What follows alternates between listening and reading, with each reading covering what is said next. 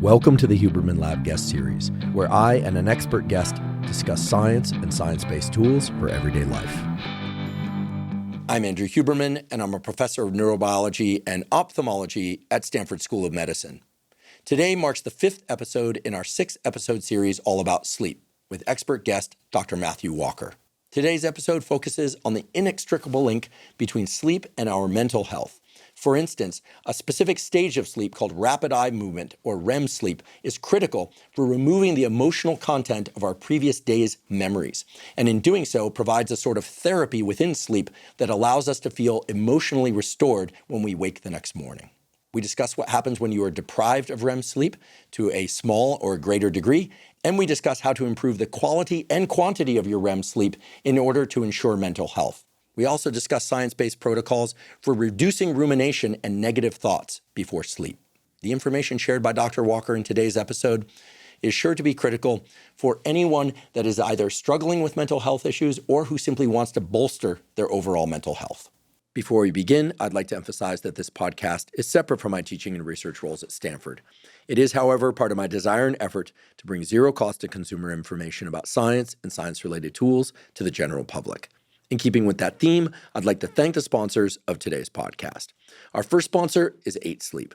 8 Sleep makes smart mattress covers with cooling, heating, and sleep tracking capacity. Many times on this podcast, we discuss how in order to fall and stay deeply asleep, your body temperature actually needs to drop by about 1 to 3 degrees. And in order to wake up feeling maximally refreshed and energized, your body temperature needs to heat up by about 1 to 3 degrees. 8 Sleep makes it very easy to control the temperature of your sleeping environment so that it's easy to fall and stay asleep and wake up feeling refreshed.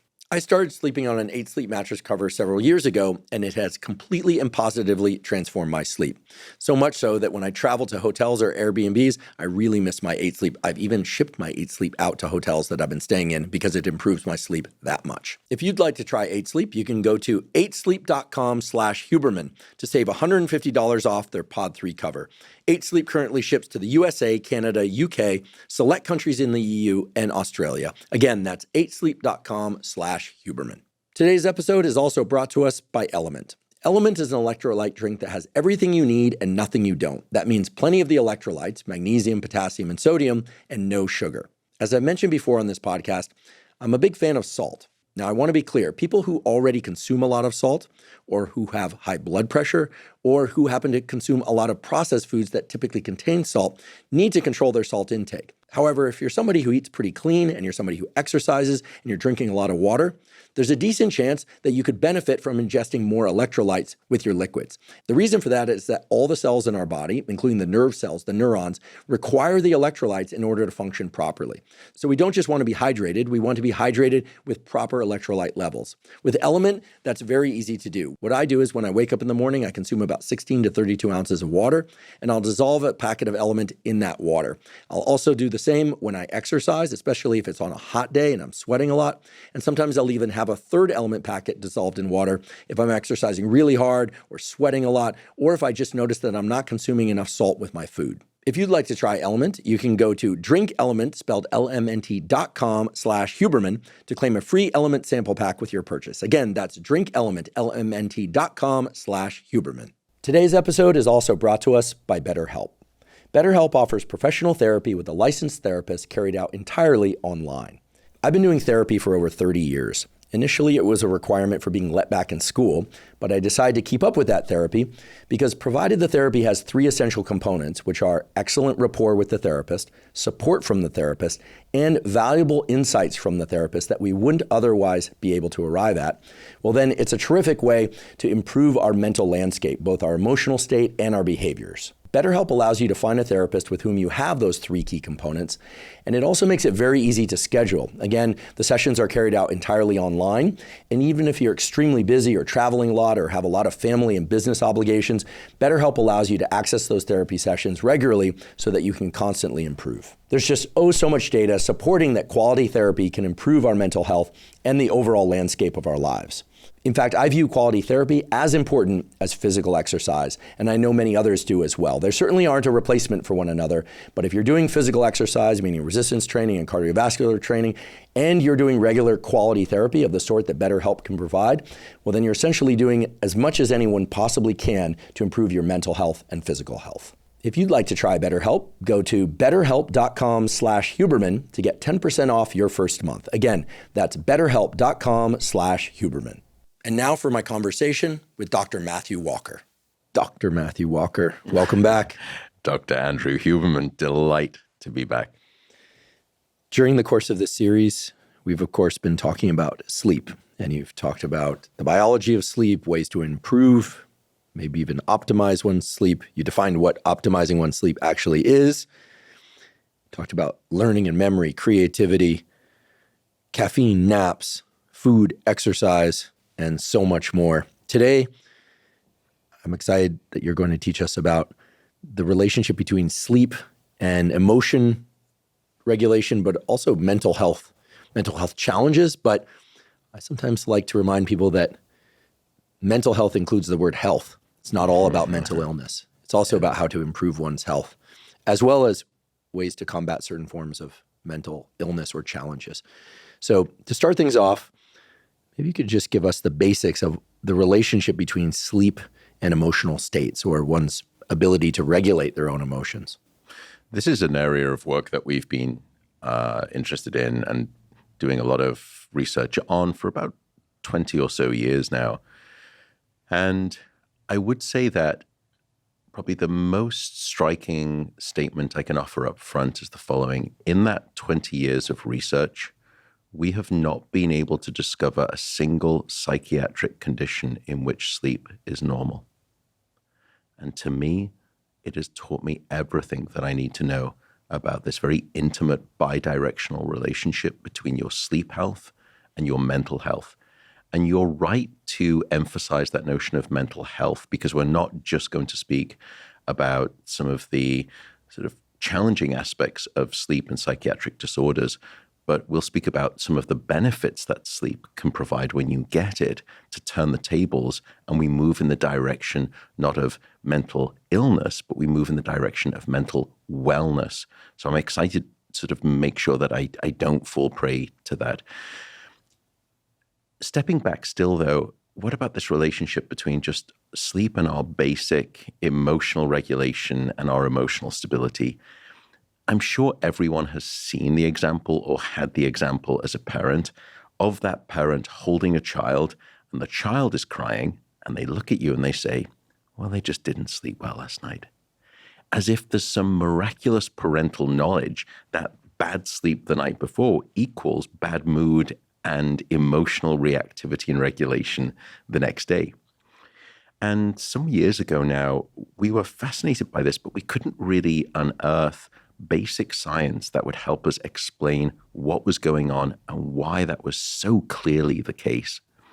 So we did an initial study where we took a group of healthy people, no signs of psychiatric illness or emotional instability, and we gave them a full night of sleep, or we sleep deprived them. And then the next day we put them inside of a brain scanner, and we showed them a whole range of emotional visual images, ranging from very neutral all the way up to quite unpleasant and negative. And we were looking at how the brain was reacting to those emotional experiences with versus without sleep. And the structure that we'd initially focused on was a structure that you've spoken about before called the amygdala. And you actually have one on the left and the right side of your brain.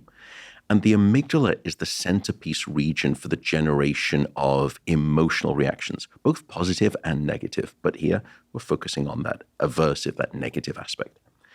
And when we looked at that structure in people who are sleep deprived, what we saw relative to the people who'd had a full night of sleep was a 60% increase in amygdala responsivity under conditions of sleep deprivation. That is quite a striking amplification. In fact, we, to that date, with all of our studies on sleep and sleep loss, had not quite seen an effect size within the brain that was that big. sorry to interrupt, but just to make sure that everyone's on the same page. So people are being shown images with varying degrees of emotionality, including images that are known to evoke negative, averse emotions, as we call them in the laboratory. Correct. Could be feelings of fear, anger, disgust, revulsion, whatever, Yeah. negative valence. Was it the case that sleep deprivation increased the activity in the amygdala to such images by 60% only for the aversive images, or for, let's say, a neutral image presented to somebody who has had plenty of quality sleep?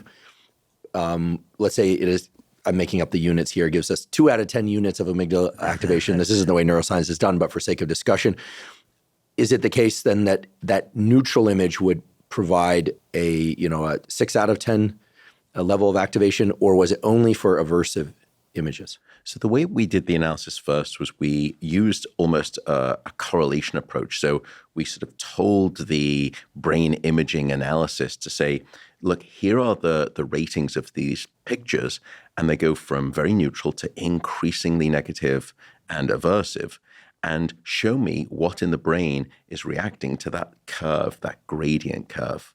And sure enough, you got the magnitude overall was 60%. But it's a very interesting point that you make, because where the amygdala started to respond and that responsivity started to hook up in the activation and the sort of aggravation direction was much earlier in the curve of emotionality. In other words, things that previously, when you've had a good night of sleep, do not feel particularly emotional, started to become rather emotional when you were not getting sufficient sleep.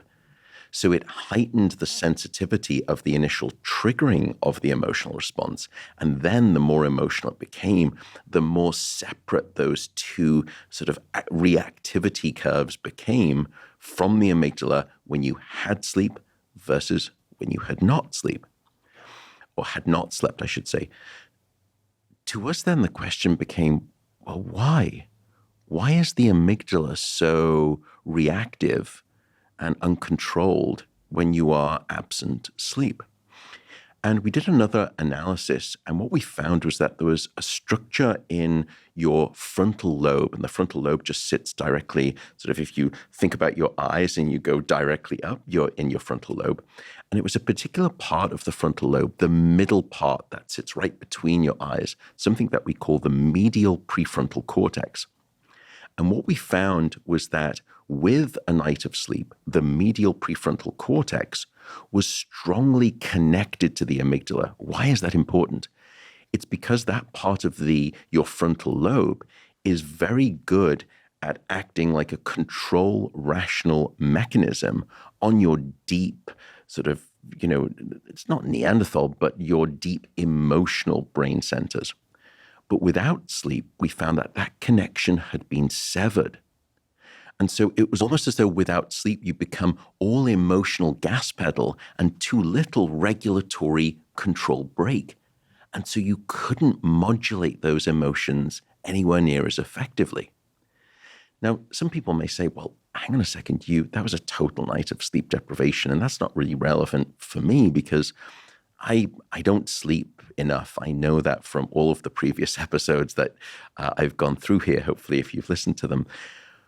But I'm usually maybe getting 5 or 6 hours of sleep. Is this really relevant? So we started doing that study. We wanted to say, let's do what we call an ecological study, more of a real world sleep restriction rather than total deprivation. And we were about halfway through that study when a wonderful Japanese research group essentially published the study that we were doing. And what was great is that they did it even in a more rigorous way. And essentially what they were able to do is replicate exactly what we'd found, but now by putting people on sort of less than 6 hours of sleep for 5 nights. And sure enough, you got the same response. So that was very clear to us that there is some sensitivity. There's a reason why you become so unbuckled emotionally when you are not getting sufficient sleep. It's the reason that you have almost this sort of erratic, pendulum-like sort of responsivity when you're not getting sufficient sleep. That notion of, I just snap, ... or you apologize and you say, look, I am so sorry. I just bit your head off. I just haven't been getting enough sleep.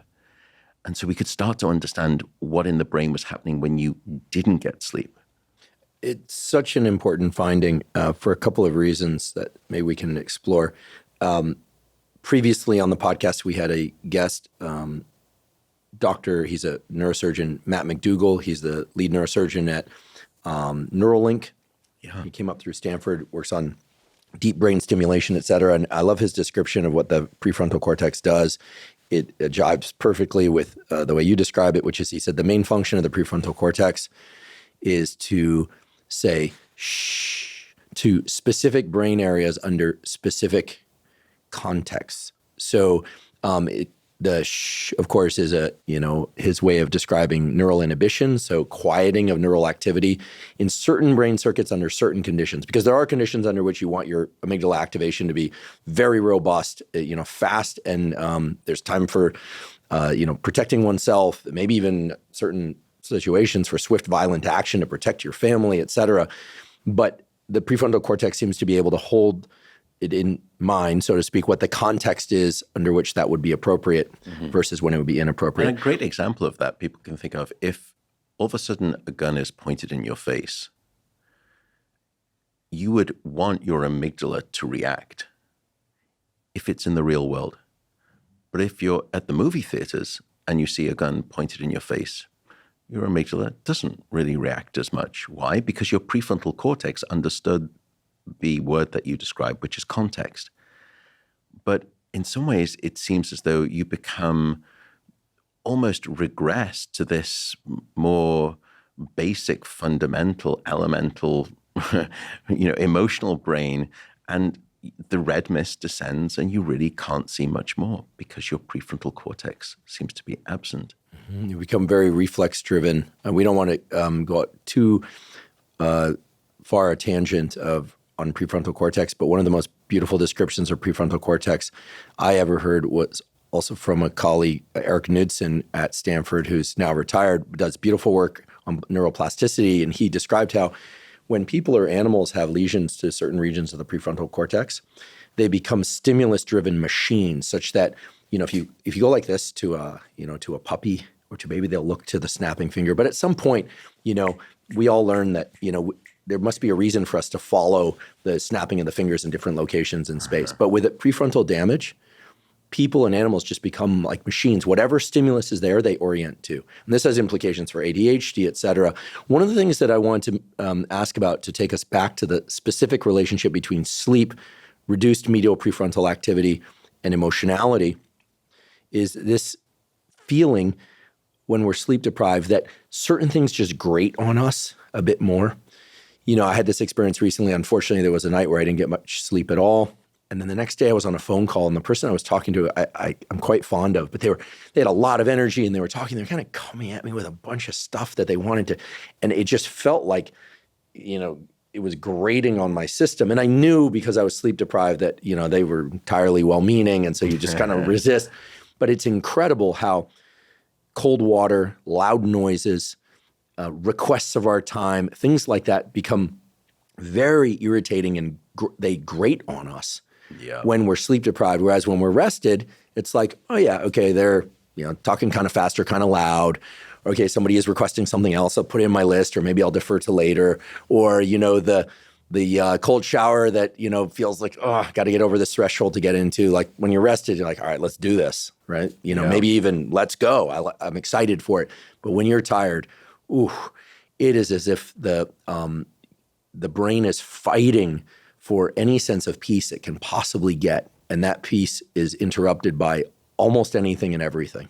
It is a grim situation. And we've certainly heard that from, patients and individuals. It's almost as though the world that they are experiencing, they look at and they say, you know what? You're in an 11 and I need you at a 7 right now. It is just too much. And this comes back to that result that we described, that when the amygdala crosses the threshold and says, okay, things are getting emotional, things are getting unpleasant, I'm going to be responding negatively in an angry way or a fearful way, that starts much earlier. So the threshold for triggering your emotional aversive reaction is much lower. And that's why the person's voice, when you hear it, at first, normally, if you had a great night of sleep, you'd say, gosh, you know what, today, I really love your energy. It's so infectious. Versus a day when you're not sleeping, you just think, I'm lifting my earbuds out of my ears because I don't know if I can take this much longer. And so that was where we were able to manipulate sleep one way, which is to say I dial sleep down and then I look at the emotional brain and you can see this ramping up of the emotional reactivity in these basic kind of guttural centers. But then we wanted to do the inverse. We wanted to instead see if we could insert sleep back in other words, manipulate sleep and dial it back up. Could you get a dissipation in the emotional reaction? And here we decided to throw a second ingredient into the equation, not just simply looking at your emotional reactivity, but we wanted to look at emotional memory. Now, in a previous episode, we've spoken a lot about sleep and memory, but there we were speaking about really quite neutral memory, textbook-like memory, fact-based memory. Emotional memory is very different. And if I were to ask you, Andrew, cast your mind back to some of your earliest childhood memories or your teen memories, and if anyone listening were to do that, my guess is that almost all of the memories that you recall are memories of an emotional nature, positive or negative. Why is that? It's because one of the functions of emotions when it comes to memory is to red flag and prioritize that experience, that memory, as being salient because it's emotional. And that instructs the brain that this information in particular is very relevant to us as an organism. Why? Because the rest of the brain is shouting at me, this is emotional. So there is something very privileged and very special about an emotional memory, like a red flag that tags it for priority in the brain.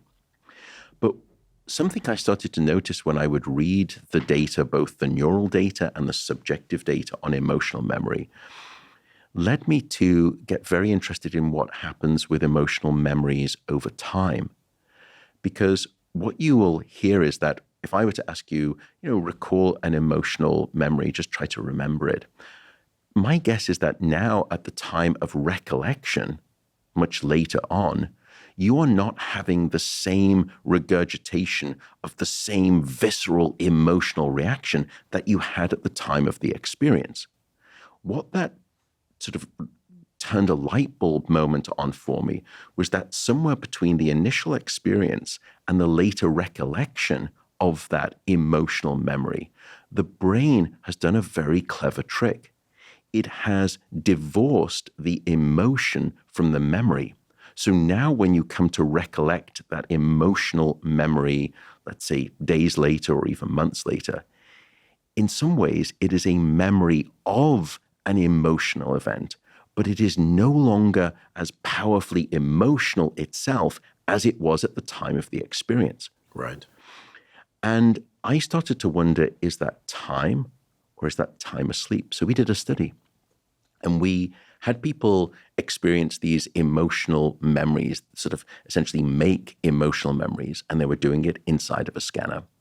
And then we gave them a night of sleep or even a nap, and then we brought them back, or we just had them learn those emotional memories in the morning and then bring them back after an identical amount of time to try to soften those emotional memories, but without sleep. And we put them back in the scanner. And we were able to look to see when you come back later in that second session, is your emotional, and you recollect those experiences and you relive them, is the emotional reactivity at that second session any different to the first session? And is that different if that time elapse has contained a full night of sleep versus you've just been awake? And what we found is that in those people who remained awake across the day, having had those emotional memories essentially implanted sounds a little bit sort of big brother, I don't mean it that way, but they'd learned them.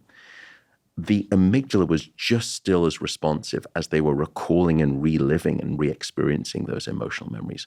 But in those people who had the same amount of time to process the memories, but had had a full night of sleep, we saw this incredible emotional amygdala depotentiation.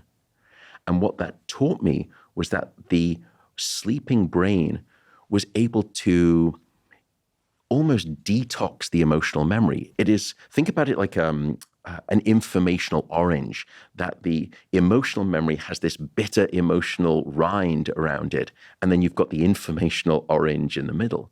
And what sleep was doing was stripping the bitter emotional rind off the informational orange, so that then when you came back the next day, again, it is now a memory of an emotional event, but it's no longer triggering that strong visceral reaction.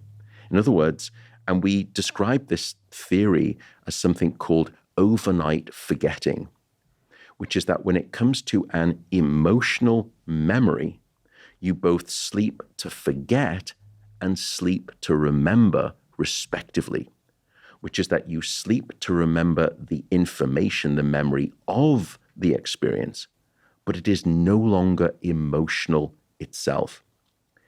And from there, we built a biological model of exactly how this works. Because when we looked at the sleep group who'd had that full 8-hour opportunity, we asked the question, because we'd measured their sleep, what is it about that sleep that seems to provide this form of, it's almost overnight therapy? How is it doing that? What stage of sleep is doing that?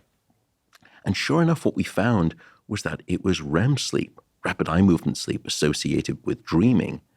And the greater the amount of REM sleep, the greater the amount of emotional depotentiation, the greater the amount of sort of emotional detox that you got the next day. And one of the fascinating things that we didn't quite mention in the episode where we described what is sleep, and we described the different stages, including REM, and we spoke about the brain changes. Something utterly unique happens during REM sleep. Levels of a brain chemical called noradrenaline are completely shut off. It is the only time during the 24-hour period when you see the complete cessation of noradrenaline in the brain. And of course, noradrenaline is associated with many different functions, and you've elegantly described them. One of the functions is that it's associated with emotional responsivity and the focus and that sort of strong sort of emotional energy. And people will know we speak about, it has two names, noradrenaline or norepinephrine, same thing, US, UK. But people, of course, are familiar with the sister chemical in the body called adrenaline. Upstairs in the brain, we can think about noradrenaline. And during REM sleep, noradrenaline is completely shut off. This stress-associated neurochemical, it's not only associated with stress, but it's associated with lots of things, but stress included. Is noradrenaline shut off in the brain and body during rapid eye movement sleep? No, it's not.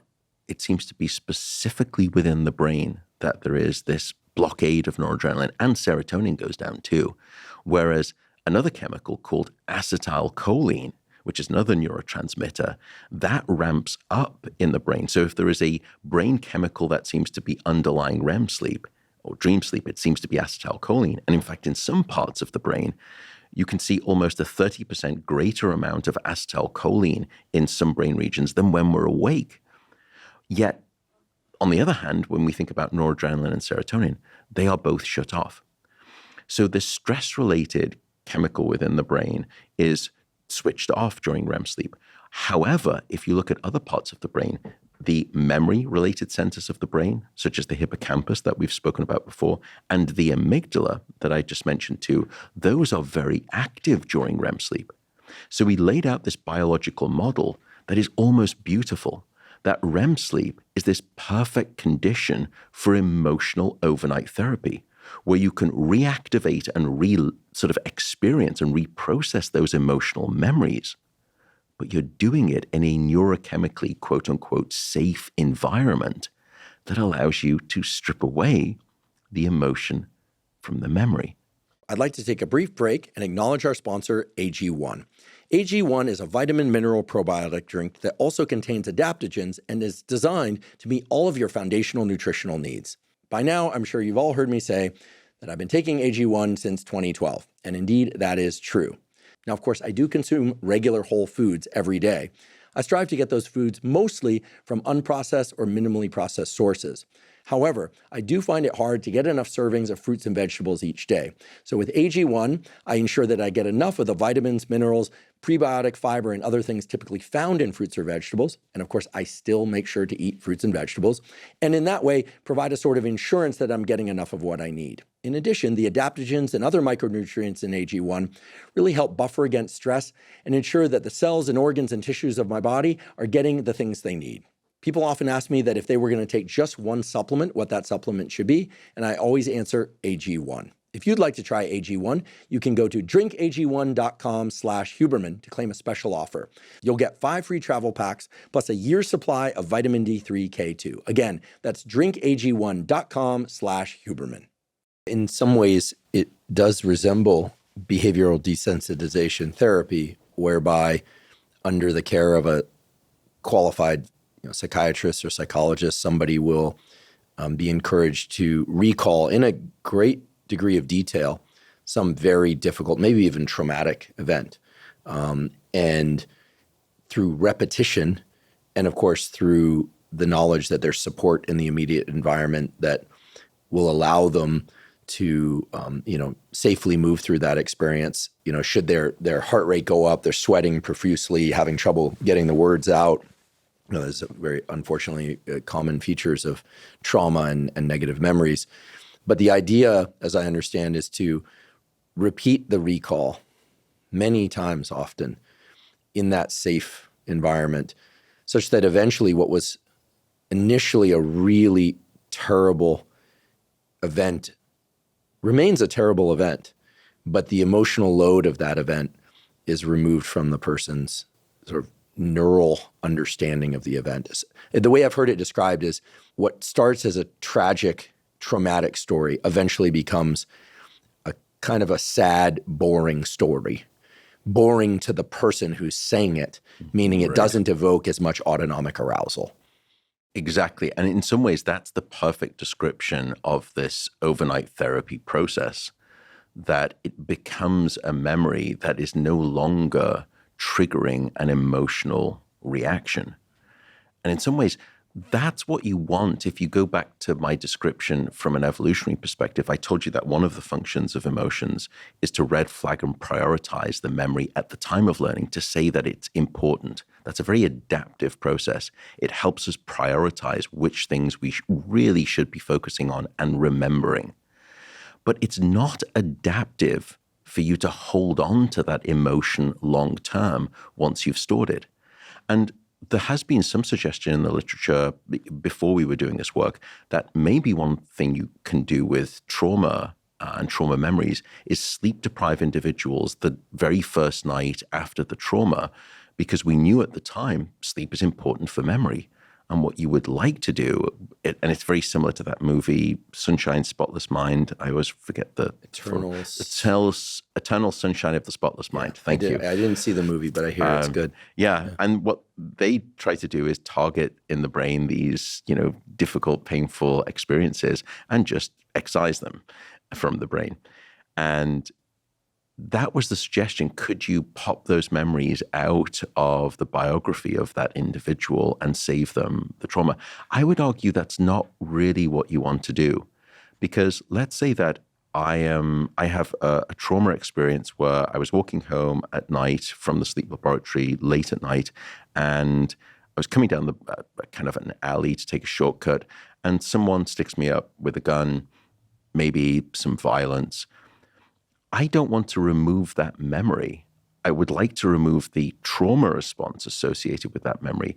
But I would argue for me as an organism, it's still very important for me to remember that that alley was associated with a bad experience, and I should forego going down that very same route again. I want to hold on to the memory, the information. I want to let go of the emotion. I want to sleep to remember, and I want to sleep to forget. And I'll come on to why I think that's relevant to PTSD when we perhaps speak about that condition, and it's very, very relevant.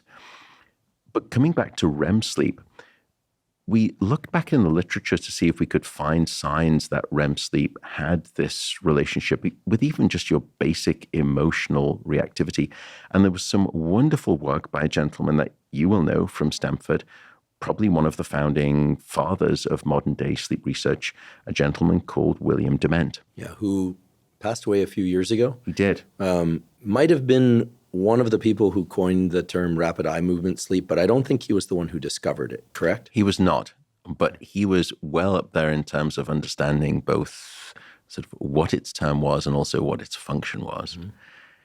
He, legend as he was, very early on, this was probably in the 60s, he would take individuals, because we didn't really have the first published report of these two types of sleep, of REM and non-REM, until they collected the data or found the data in 1953. It was published in 1954. So in other words, we discovered that, even up to then, prior to then, we just thought sleep was sleep.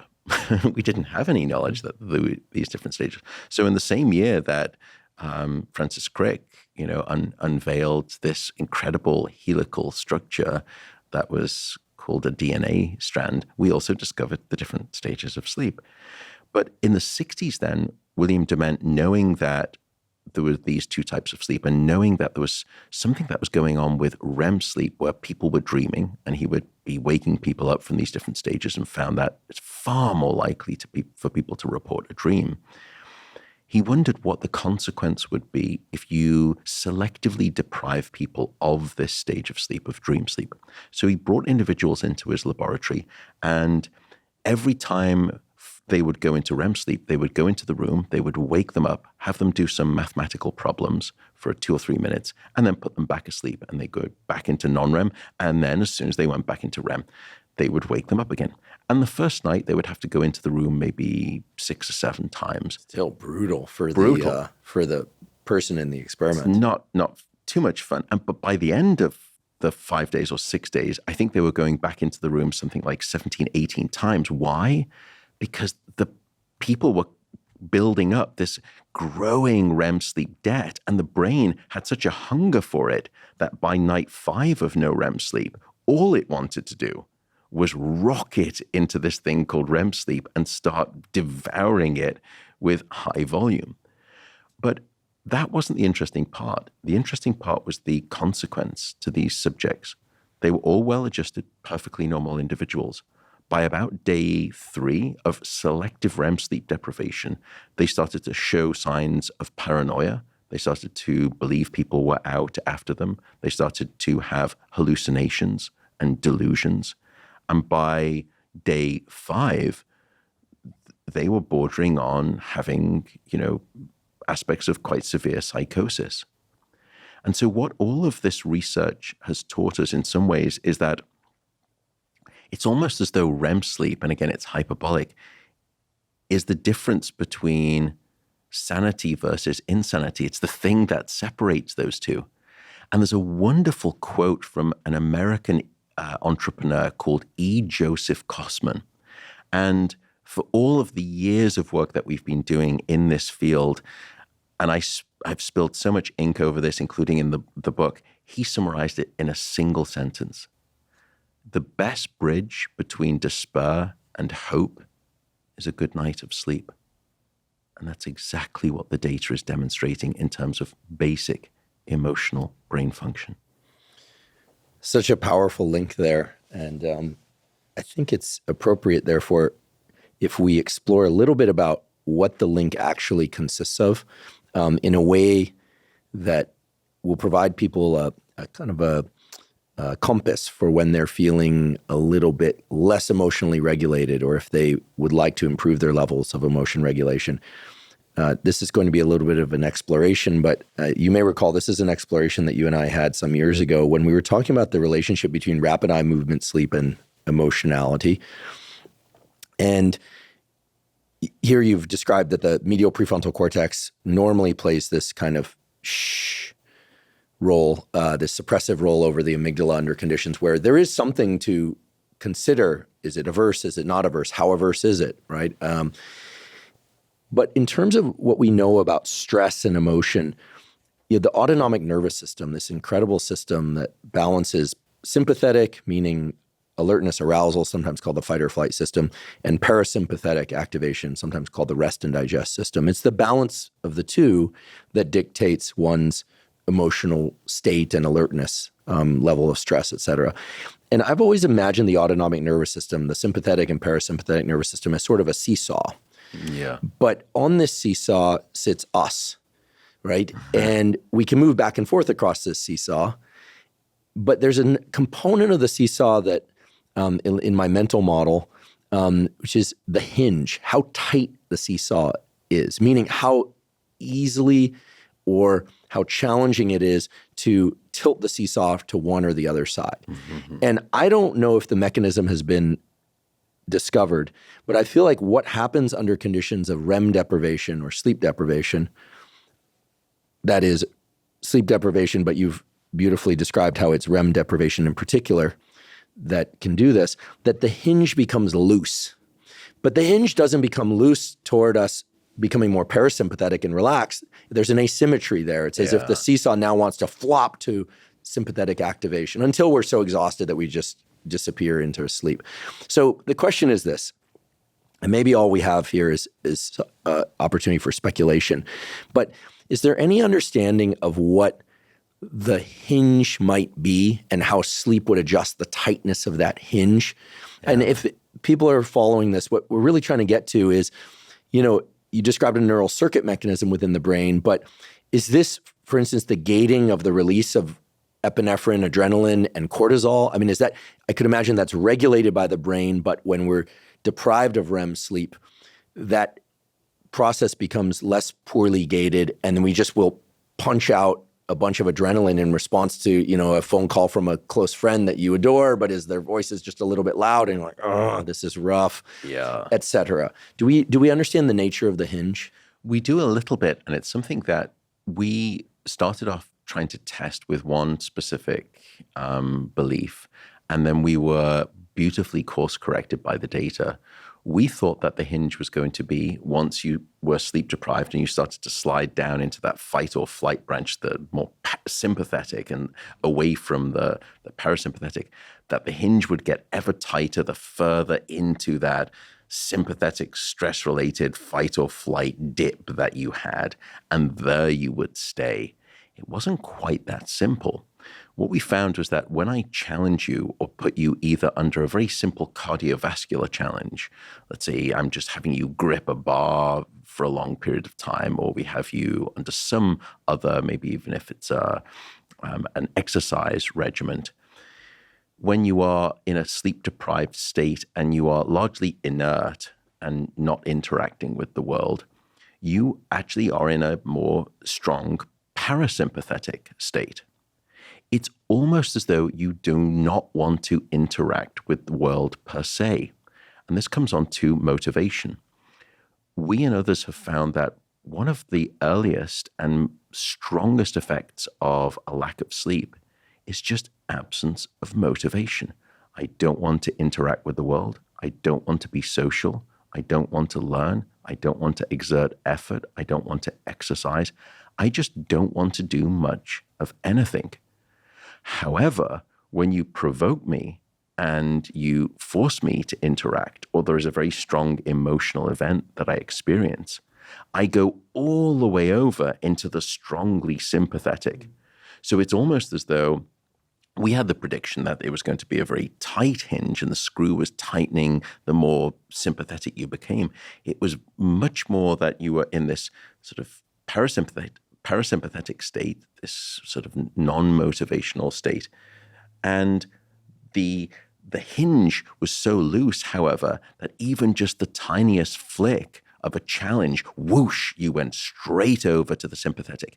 There was no sweet spot of a tightening where you were nicely balancing between those two states. And this comes back to something else that we found. That's you switching, flip-flopping back and forth between parasympathetic and sympathetic. I spoke about the emotional reactivity to negative aversive events, but that's only one half of what we call the affective valence domain, it's not just that you can have negative emotional reactions. Of course, you can have positive emotional reactions. So we did a sister study to that amygdala study, and we asked, rather than showing you increasingly negative images and how your amygdala would respond much more strongly to those as we provoked it, we then started to show you much more positive, rewarding images. And because one hypothesis would be that you just simply slide down the scale and you move towards more negative and away from more reward-based reactivity. Or you could imagine that it's both, that when you are sleep deprived, you are equally excessively reactive to both of those domains. And what we found was that it was the latter, that you were very abnormally reactive, overreactive to negative events, but you were equally hypersensitive to very reward-based stimuli. And this fits beautifully with what we know from sleep deprivation. You are much more impulsive. You are much more reward-seeking. You are much greater in terms of your sensation-seeking. And your addiction potential when you are not getting sufficient sleep is significantly higher. And sure enough, when we looked in the brain, many of these dopamine-related circuits that you've described before were overactive when you were underslept. And so I bring this back because it relates to your seesaw sort of analogy. Yes, you can think about the seesaw with sleep deprivation from a sympathetic parasympathetic. You can also think about it from a positive versus negative valence. And once again, our hypothesis was that you're just going to slide down into the negative and you're just going to be less responsive to the rewarding positive. It was the opposite.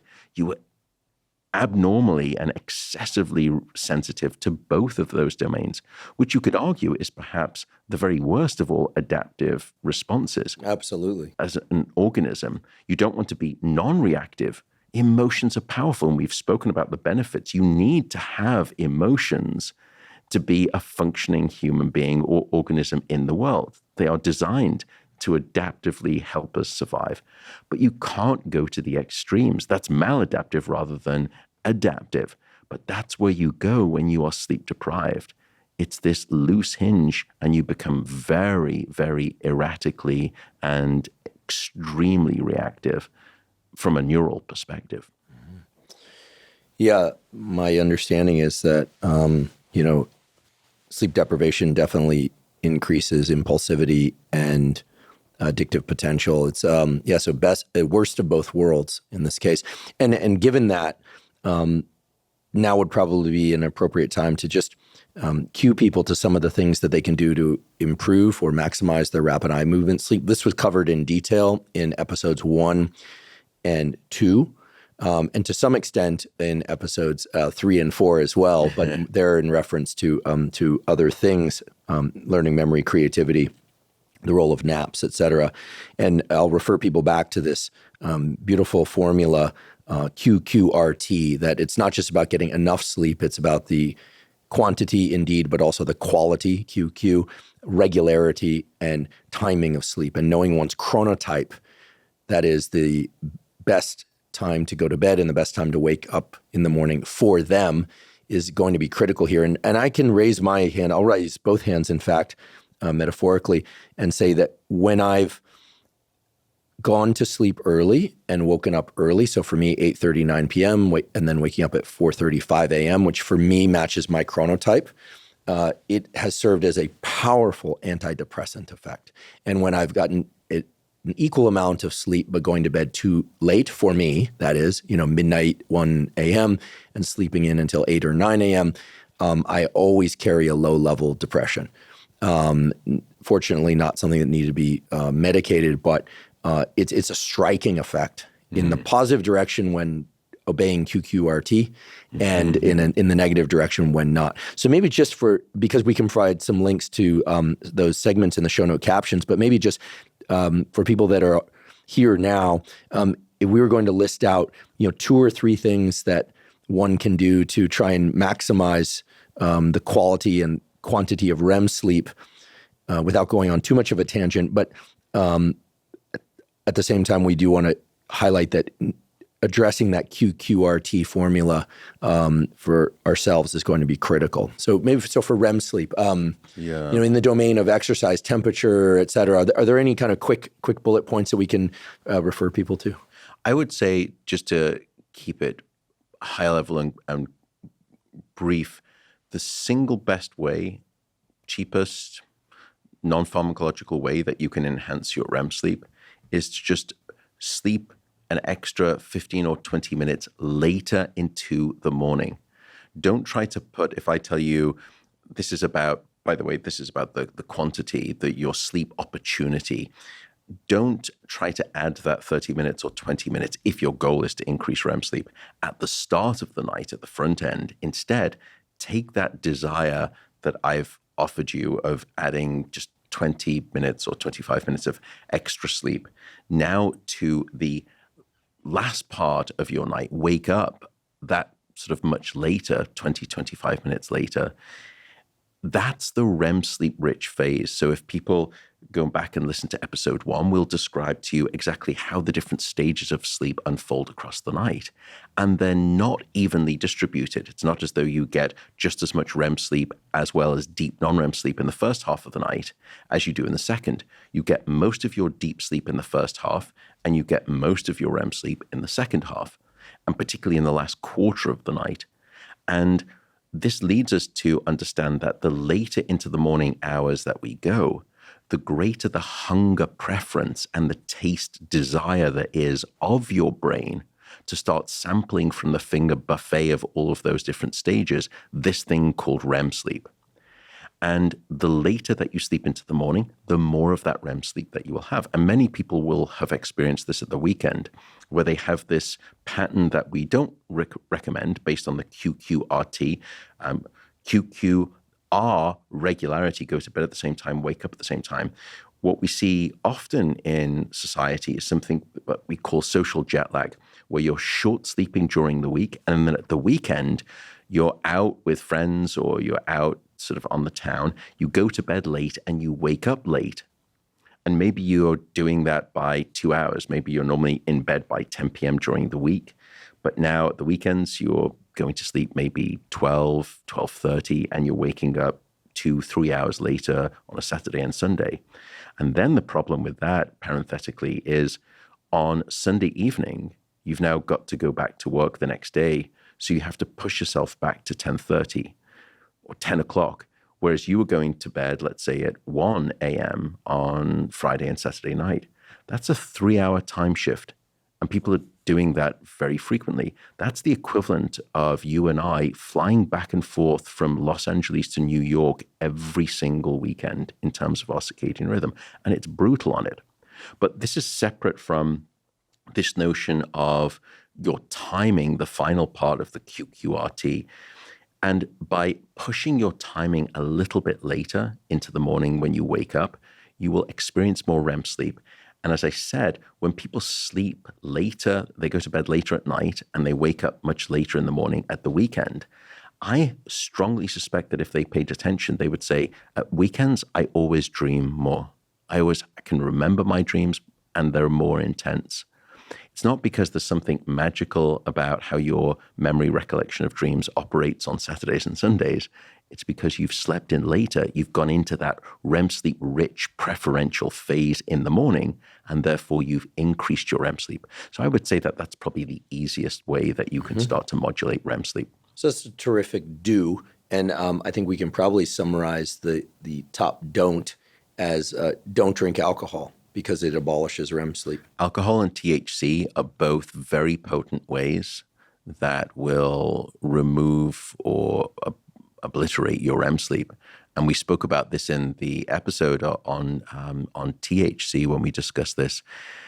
I think just yesterday I got a very long email, and I'm sure you get lots of emails from delightful people in the public, and a gentleman just saying, I was using cannabis for probably about 7 years. And then I watched or listened to some of your content, and I stopped, and I just had this explosion of dreams. And I was never recollecting any of my dreams before. But now they came back, and goodness, were they vivid, they were rich, and I could not believe it. And that's REM sleep. And that's because during the cannabis use, by way of the THC, not the CBD, you've been blocking that REM sleep. You've built up that pressure, just as we described in the dement studies.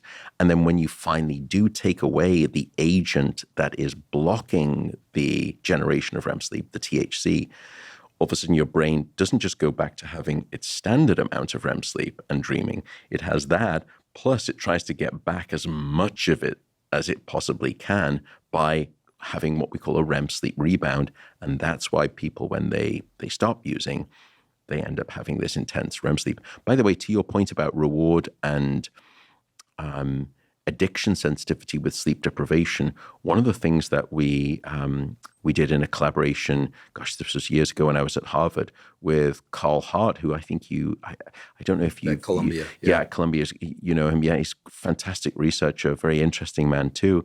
And what we found was that a lack of sleep was not only predictive of your addiction potential, but when you went into a clinic to abstain and trying to come off some of those, and here we were looking at cocaine addiction, a lack of sleep was a strong predictor of your abstinence and you falling off the wagon and going back to you. So sleep is so critical, not just for maintaining or pushing you away from that addiction potential, but once you are addicted and you're trying to abstain, it gives you that lift of altitude to try to resist falling off the wagon. And when sleep gets short, that's when you become vulnerable again, probably because your reward circuitry becomes enhanced and all of a sudden you just cannot resist the temptation anymore. I want to take a brief break and acknowledge our sponsor, InsideTracker. InsideTracker is a personalized nutrition platform that analyzes data from your blood and DNA to help you better understand your body and help you reach your health goals. Now, I've long been a believer in getting regular blood work done for the simple reason that many of the factors that impact your immediate and long-term health can only be analyzed from a quality blood test.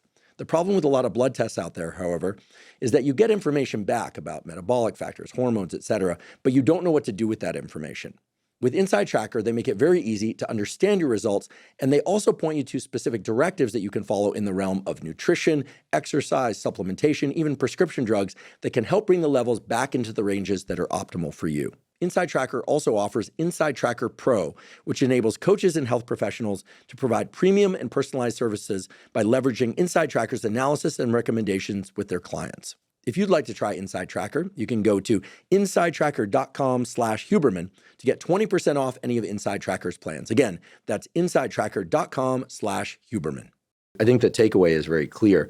In order to be your best emotional self, that is, in order to be able to access positive emotions to their full amplitude, motivation, learning, as we also covered in a previous episode, but also to stay out of those irritable emotional traps of life, and to be a regulated person, calm and joyful person, it stands to reason to minimize alcohol and cannabis use unless there's some medical reason why someone should do otherwise. But the real take-home message here is get as much rapid eye movement sleep as possible and don't do anything to inhibit it. Yeah, get as much sleep. So focus on all of those four macros of sleep: quantity, quality, regularity, and timing. And notice that if you want to try to optimize some of that emotional reactivity and balance, you may want to slightly over-index on your REM sleep in that regard. And one easy, cheap way of doing that, if you can, lifestyle permitting, and again, of course, I understand everyone has a life to live and pressures, but that's the way that if you were to ask me, can you do it and do it simply? Yes, you probably can. Great. You touched on trauma a little bit already, but now would be the appropriate time, I think, to talk about PTSD, post-traumatic stress disorder, which I think we can use the definition of PTSD and trauma that the great Paul Conti, a former guest on this podcast, who also did an expert series. Man. Yeah, an incredible man. What a mind on him, and what a generosity of sharing information in clear ways about mental health, as he did in the 4-episode series on mental health here, and he's been on other podcasts as well. Wrote a marvelous book on trauma. Paul defined trauma as some event that is aversive, that changes the way that our nervous system works such that we function less well in the future. It's not that every negative event, every negative emotion associated memory is trauma. I think that's a misconception. Yeah. But there are things that happen to people or that they observe happening to other people. So there's first person trauma, third person observational trauma, et cetera. And these can be single events, multiple events. Sadly, this stuff happens. It can be neglect. So sometimes it's the absence of an event, right, which becomes the traumatic event that fundamentally rewire some component of neural circuitry such that we don't function as well in terms of relationship to anything: work, food, sex, sleep, relationships, baseline levels of emotionality, and on and on. So what is the relationship between sleep and post-traumatic stress disorder specifically? I think some of what we've covered already certainly touches on this, but PTSD seems to me that it might be its own unique case. It is, because if you look at the diagnostic criteria for PTSD, firstly, you see sleep disturbance. And as I said right at the top of this episode, there is no major psychiatric disorder where there isn't some mention of sleep problems in its diagnostic criteria. But something else was intriguing about PTSD that compelled me to think about it and then create a theory around it. It's not just sleep problems, it's also nightmares, and specifically repetitive nightmares. In fact, repetitive nightmares form part of the diagnostic criteria for you to receive a diagnosis of PTSD. That's how reliable they are. And as I thought more about this model of overnight therapy, this notion that sleep, and particularly REM sleep, provides a form of emotional first aid, PTSD stood out to me as something that I had to return to explain. Why? Because if you think about PTSD and a veteran, it is the perfect example of the process that I described of emotional depotentiation failing. Because what I started to realize is that in PTSD, there is this trauma experience. And then perhaps what's happening is that sleep, the brain goes back to sleep that night and says, okay, please do your elegant trick of stripping away the emotion from the memory, and it fails. So then what happens the next night? The brain comes back and says, I'm sorry, but I still got this very emotionally charged memory. Please do your elegant dissipation, depotentiation of the emotion from memory, and it fails again.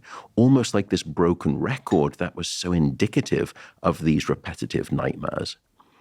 And then when you looked at PTSD, I told you that REM sleep is a time of this remarkable decrease in noradrenaline. But if you look at PTSD patients, they actually have heightened levels of noradrenaline and also in the body, adrenaline as well. In sleep. In sleep, and also when you look just as a basal state as well. So there's something not quite right with the noradrenaline story in REM sleep in PTSD patients. So I had just published this paper, and I was up at a conference in, I think it was Portland, and I presented the theory that, well, the data that we had on healthy people, and I put forward this theory of PTSD. And then later that afternoon, a psychiatrist came on the stage called Murray Raskin, and he was working a lot with PTSD vets. And he described data which I couldn't believe. It's one of those moments, Andrew, where you're at a scientific conference, and I think it happens maybe once in a career if you're lucky. All of the hairs on the back of my neck stood on sharp end because he was saying, we've got this data and we don't quite understand it. We've been treating our veterans for blood pressure, for hypertension, using a generic drug called Prazosin. And Prazosin blocks the adrenergic response in the body because you're trying to sort of tamp down that sympathetic activation in the body. So it's a beta blocker. So it's an alpha adrenergic antagonist. Not a beta blocker. So it's not a beta blocker, but it's blocking the adrenergic system. Mm-hmm. And so, and it's a generic, pretty cheap drug, but it turns out that it crosses the blood-brain barrier. So it doesn't just stay within the body, it goes up into the brain. And he said, we don't really understand it because I've been giving patients this medication and it works to a degree, but something else happens. They come into the clinic and they say, Doc, I'm not having those nightmares anymore. They seem to have gone away. And these patients seem to start to show signs of resolution.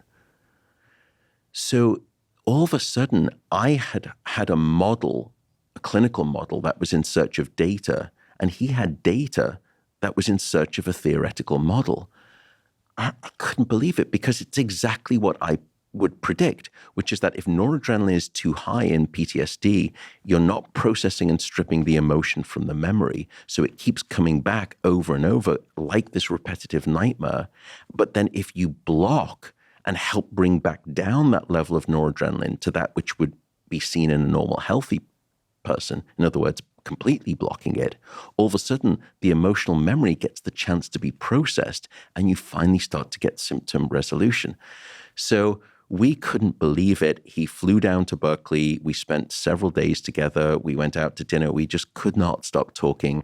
He subsequently did some incredible work in this area, and Prazosin went on to become an FDA-approved medication for PTSD and repetitive nightmares that was approved by the Veterans Administration. Bravo. And so, no, it's not me. It's all of his work. No. You can't. This to me is the scientific collaborative conceptual equivalent of the old Reese's peanut butter cup commercials. For those of us old enough to remember, it's two people running toward one another on the beach, one with a jar of peanut butter, one with a bar of chocolate, and then they crash into one another, and then they both, share in the delight of the chocolate peanut butter combination, which is an amazing combination.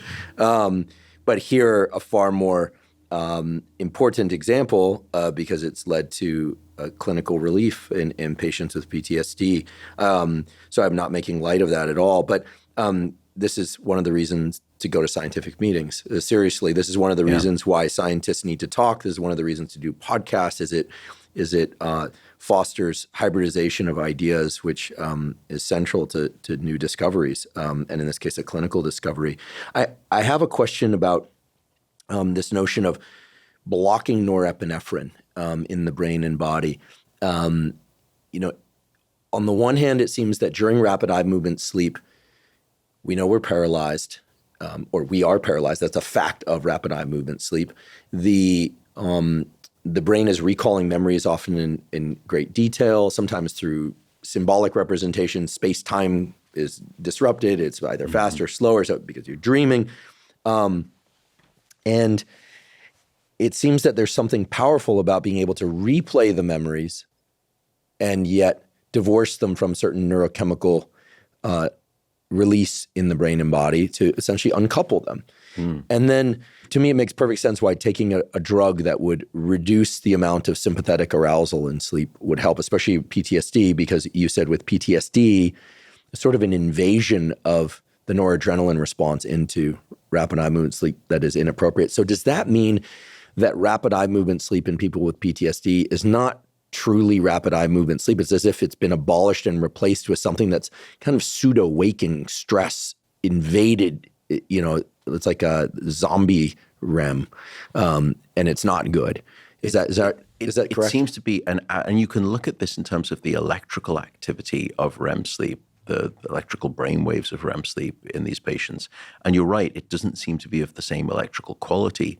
But what was interesting in Murray Raskin's studies, when he started to treat patients with the Prazosin and tamp down that noradrenaline, one of the other things that returned back to normality was not just that their symptoms dissipated, their REM sleep started to return with a greater amount. And so I think it fits very well with this notion that whatever REM sleep that was going on may not necessarily have been electrically or neurochemically identical to normative REM sleep. But when you assisted the system with a chemical to bring it back into normality, REM sleep was gifted back to the brain and emotional resolution started to unfold. Now, I should note that there have been a number of studies that have replicated the finding. Some studies have not, though, and so we still need to understand exactly why this is the case. And there are other therapies that we'll probably discuss in a later episode on dreaming that are as, if not more effective than that drug therapy for repetitive nightmares. That is a psychological intervention rather than a pharmacological intervention, and that seems to be very effective too. In 2017, as my laboratory was starting to explore some studies on humans on fear and trauma, I visited a trauma addiction center on the East Coast. The guy who runs it will be a guest on this podcast in the future, an amazingly talented trauma and addiction therapist by the name of Ryan Suave. And there it was that I learned about yoga nidra, non-sleep deep rest. And here's why. They were taking heroin addicts, gambling addicts, sex addicts, alcoholics, people with what are called behavioral process addictions and substance abuse addictions. And every morning after they woke up, the first thing that they would do was 1 hour of non-sleep deep rest, placing people into this liminal state. And I asked why. And Ryan said this is especially important to do with addicts when they arrive in inpatient recovery in the first week, and even more so in the first 3 days, because typically they are badly sleep deprived. And in addition to that, many of them are just not good at getting and staying asleep at night without the use of pharmacology, or in some cases, their behavioral addictions, depending on what it was.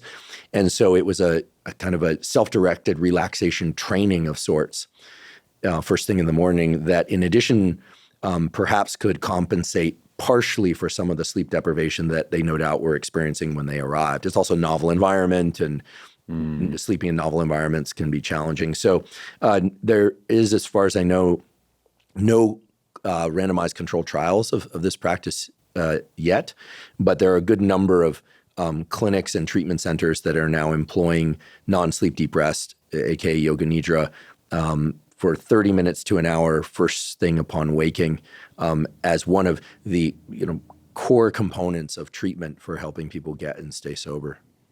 I think it's absolutely fascinating because that morning time period as well can be, for those who are struggling with sleep, especially difficult. And you and I have spoken on this podcast series about sort of awakening at night or later in the morning when you really want to be asleep and it's just a struggle to get back. And as you noted there, he was saying they often come in underslept.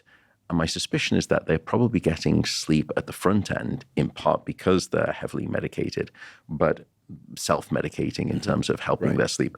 But then, of course, because they are asleep, they can't continue to medicate. So which part of sleep is fragile? It's those morning hours.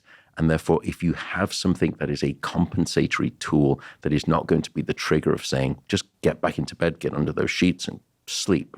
Sleep doesn't work like that. Sleep is not something that we do. Sleep is something that arrives to us, with us. And if it's not, you can't force it. And it's a little bit like someone's name, in fact, quite the opposite, that the harder you try to remember, the further you push sleep away. And when you stop, it all of a sudden comes back. But I love this idea of inserting something like that as a compensatory tool. And that's why I think you and I have discussed openly here, in fact, on this series, at some point we're going to collaborate and we're going to look to see exactly what is happening electrically at high fidelity mapping inside of the brain when we are going through these liminal states. And what is the benefit of that? Is it a very similar benefit for sleep? And it's fascinating because it's possible that what we find at the level of the brain is that it's not sleep-like. It's something else like. Maybe it's just a liminal state-like. And what's also interesting is that it provides seemingly many of the benefits of sleep, but it's not sleep. In other words, you can arrive at the same destination of mental and physical health through two different routes, one thing called sleep, one thing called these liminal states. Or they both operate on the same highway in terms of mechanistic transaction benefits. There's so much that we need. Yeah. Well, we could stay here all night and all day, hopefully not all night. Well, we will absolutely do those studies. And because I think that people are in desperate need of zero-cost tools to try and access the replenishment and recovery that comes from sleep. And when sleep is available to us, when we can access it, that's going to be the best option. There's no question. But then some of these tools, in theory and in practice, provide a portal to get better at sleeping as well. So yeah, I was going to say, one of the other things I'd be fascinated for us to do is not just look at that model of what happens in the morning, but can we use that for people who have the opposite insomnia problem, which is that I can't fall asleep? And we spoke about this in a previous episode of tools and techniques and methods to help you fall asleep. Could this be one of them, where you just start to help move yourself into this liminal state? You take the stress off. One of the things I hear so much at the center when people come in and they say, I always struggle to sleep. And you go into depth, and it's because their mind starts to Rolodex through that anxiety of what I need to do and what I should do. But also then the later it gets and the absent their sleep becomes, the more stressed they get, not just about the next day, the more stress that they get about this thing called not being able to fall asleep. And if there's something, a practice that you've taught someone that says, that's okay, I know this place and I know this situation, and there's a tool I have, and it's called a liminal state. And if you were to train people on that sort of that method, is it a way that they finally can then cast themselves off? And it's the bridge, not necessarily just between despair and hope, but the bridge between wakefulness and sleep. So put it at the back end, at the end of the day, rather than the front end. A lot for us to discover there, and at risk of being hyperbolic, I mean, what would be more useful than a zero-cost non-pharmacologic tool for people to get the rest and restoration they need, and to get better at getting the ultimate form of rest and restoration, which is sleep. Yeah, and I love the paradox of it, that non-sleep deep rest allows you to go into sleep deep rest. Right.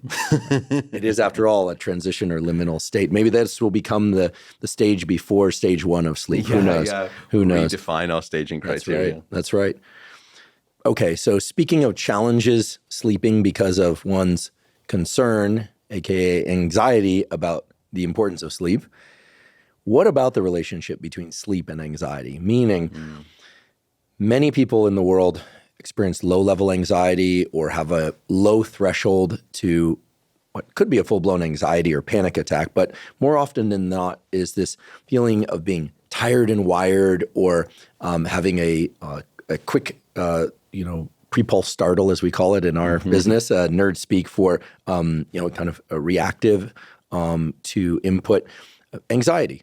And I don't think there's any clean definition between anxiety, stress, and PTSD. These run along a continuum, and they braid together. And PTSD is an anxiety disorder. Right. It's one of many. Right. Yeah. These things braid together in a way that it would be a waste of our time to try and disentangle those. But many people have anxiety that is anywhere from minor to debilitating, but that is separate from PTSD, although people with PTSD can have anxiety. So what do we know about the relationship between sleep and anxiety? And perhaps we could frame this in the context of the QQRT. I'll just toss out a question that perhaps highlights what I mean. Is it possible that somebody's getting 8 hours of sleep a night, which for them meets their quantity requirement, and the quality is relatively high, but it's not as high as it could be because the regularity and timing of their sleep isn't great? Is that person going to be more prone to anxiety than somebody who's really matched to their chronotype and is still getting enough sleep?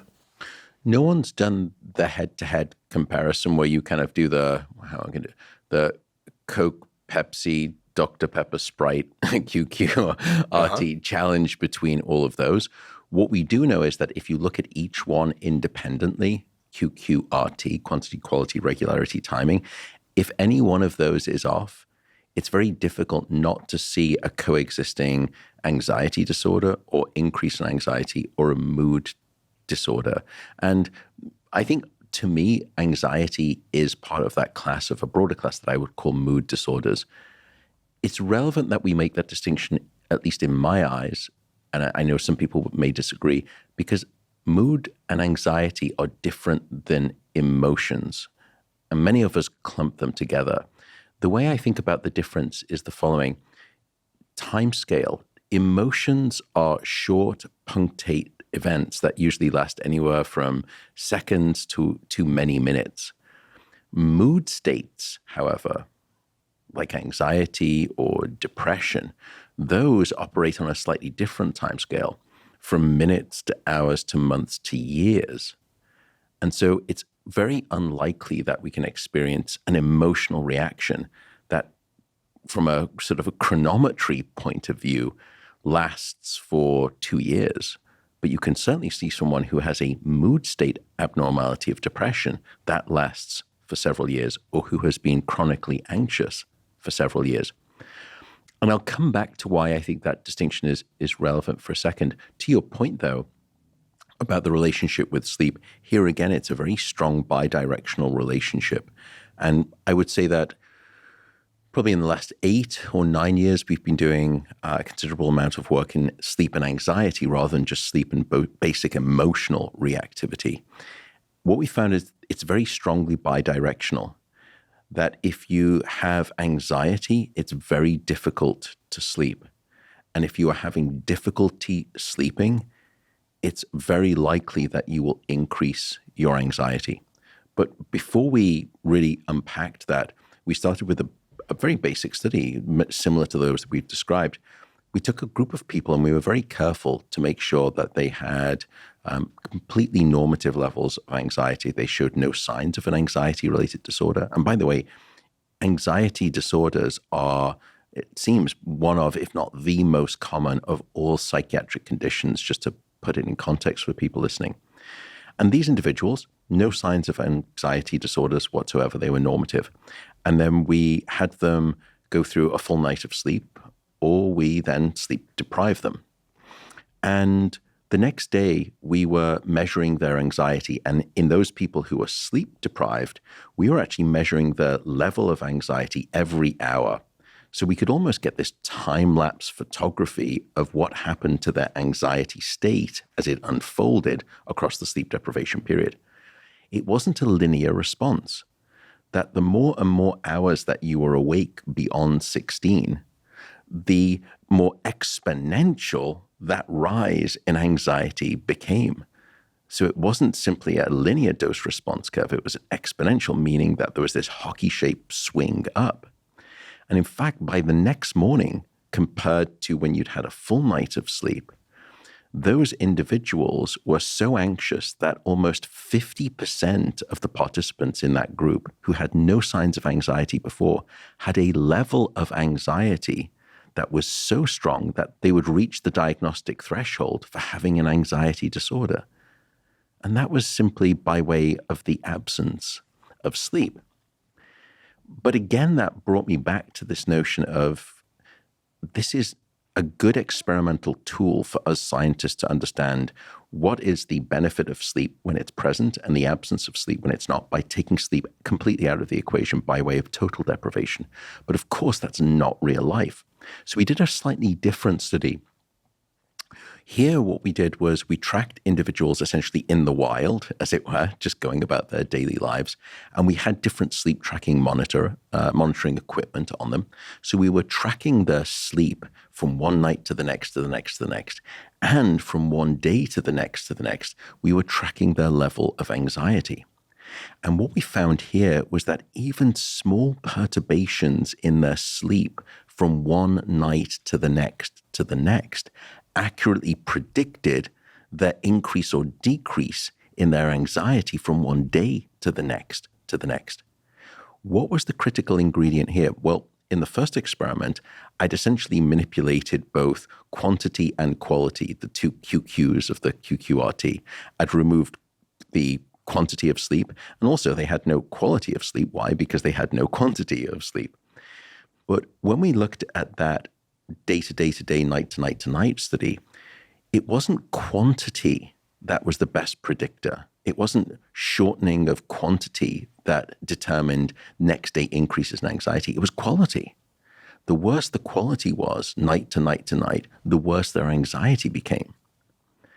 So that started to lead us to think a lot more about what is it regarding the quality of sleep that seemed to offer, when it was present, what I would describe as an anxiolytic benefit. In other words, it's lessening anxiety. A lack of sleep is an anxiogenic. It's going to produce anxiety. What in sleep is anxiolytic? We started off with a hypothesis that was profoundly incorrect. We thought, well, for emotions, which are these short bursts of affective state, it was REM sleep that seemed to be the principal ingredient. Well, wouldn't that be the case for mood states? Well, here with anxiety, it wasn't. It was deep non-REM sleep, and we couldn't get away from it. And so what we found was that when we looked at the sleep in the laboratory and asked what was predictive from the night before, so you measure your anxiety the night before, and then we measure it the next morning, and basically we calculate a change score. Has your anxiety the next morning increased, stayed the same, or decreased? And then we correlate that with the different stages. And what we found was that the electrical quality of your deep non-REM sleep was very much predictive of your dissipation of anxiety overnight. And this helped me realize, gosh, it's much more complex. These are beautiful surprises you get from research when you have this hypothesis and you see REM sleep, no signal of predictive relationship with anxiety.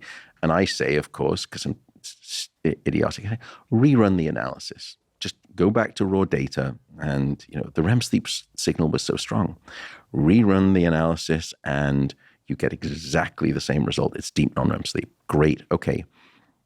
Then what is that deep non-REM sleep doing to help dissipate the anxiety? But here again was a commonality with emotion. What we found is that the greater the amount of deep non-REM sleep, the greater the re-engagement of your frontal lobe was the next day. And that was predicting the dissipation of your anxiety the next morning. So we really started to understand this sort of critical bidirectional relationship, but it was a very complex one. That yes, anxiety can disrupt your sleep, and yes, a disrupted sleep can predict your next day anxiety, but it wasn't the same stage of sleep that we thought before. It was the opposite. It was deep non-REM sleep.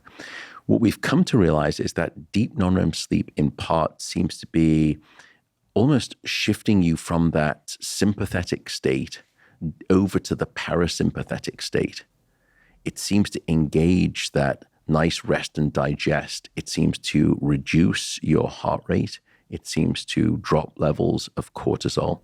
And we think that perhaps is a resetting brain body, literally an embodied mechanism by way of deep non-REM sleep, helping you just relieve that anxiety pressure. So it does come back to your question, which is, yes, quantity if I manipulate it, quality if I manipulate it, regularity or timing, manipulate any one of those, I can change your anxiety. But the story coming through here, if anything, was that it wasn't quantity, it was quality. I told you that from one night to the next, the quality of your sleep that we were measuring was predictive of your anxiety. And then when we bring you into the laboratory and we look at the electrical activity of your brain. I also mentioned in that episode, on the first episode, another way we measure quality is not just subjectively what's going on, or objectively, what is the efficiency of your sleep? Is it filled with lots of awakenings, which was the measure that we used in the day-to-day study and night-to-night study.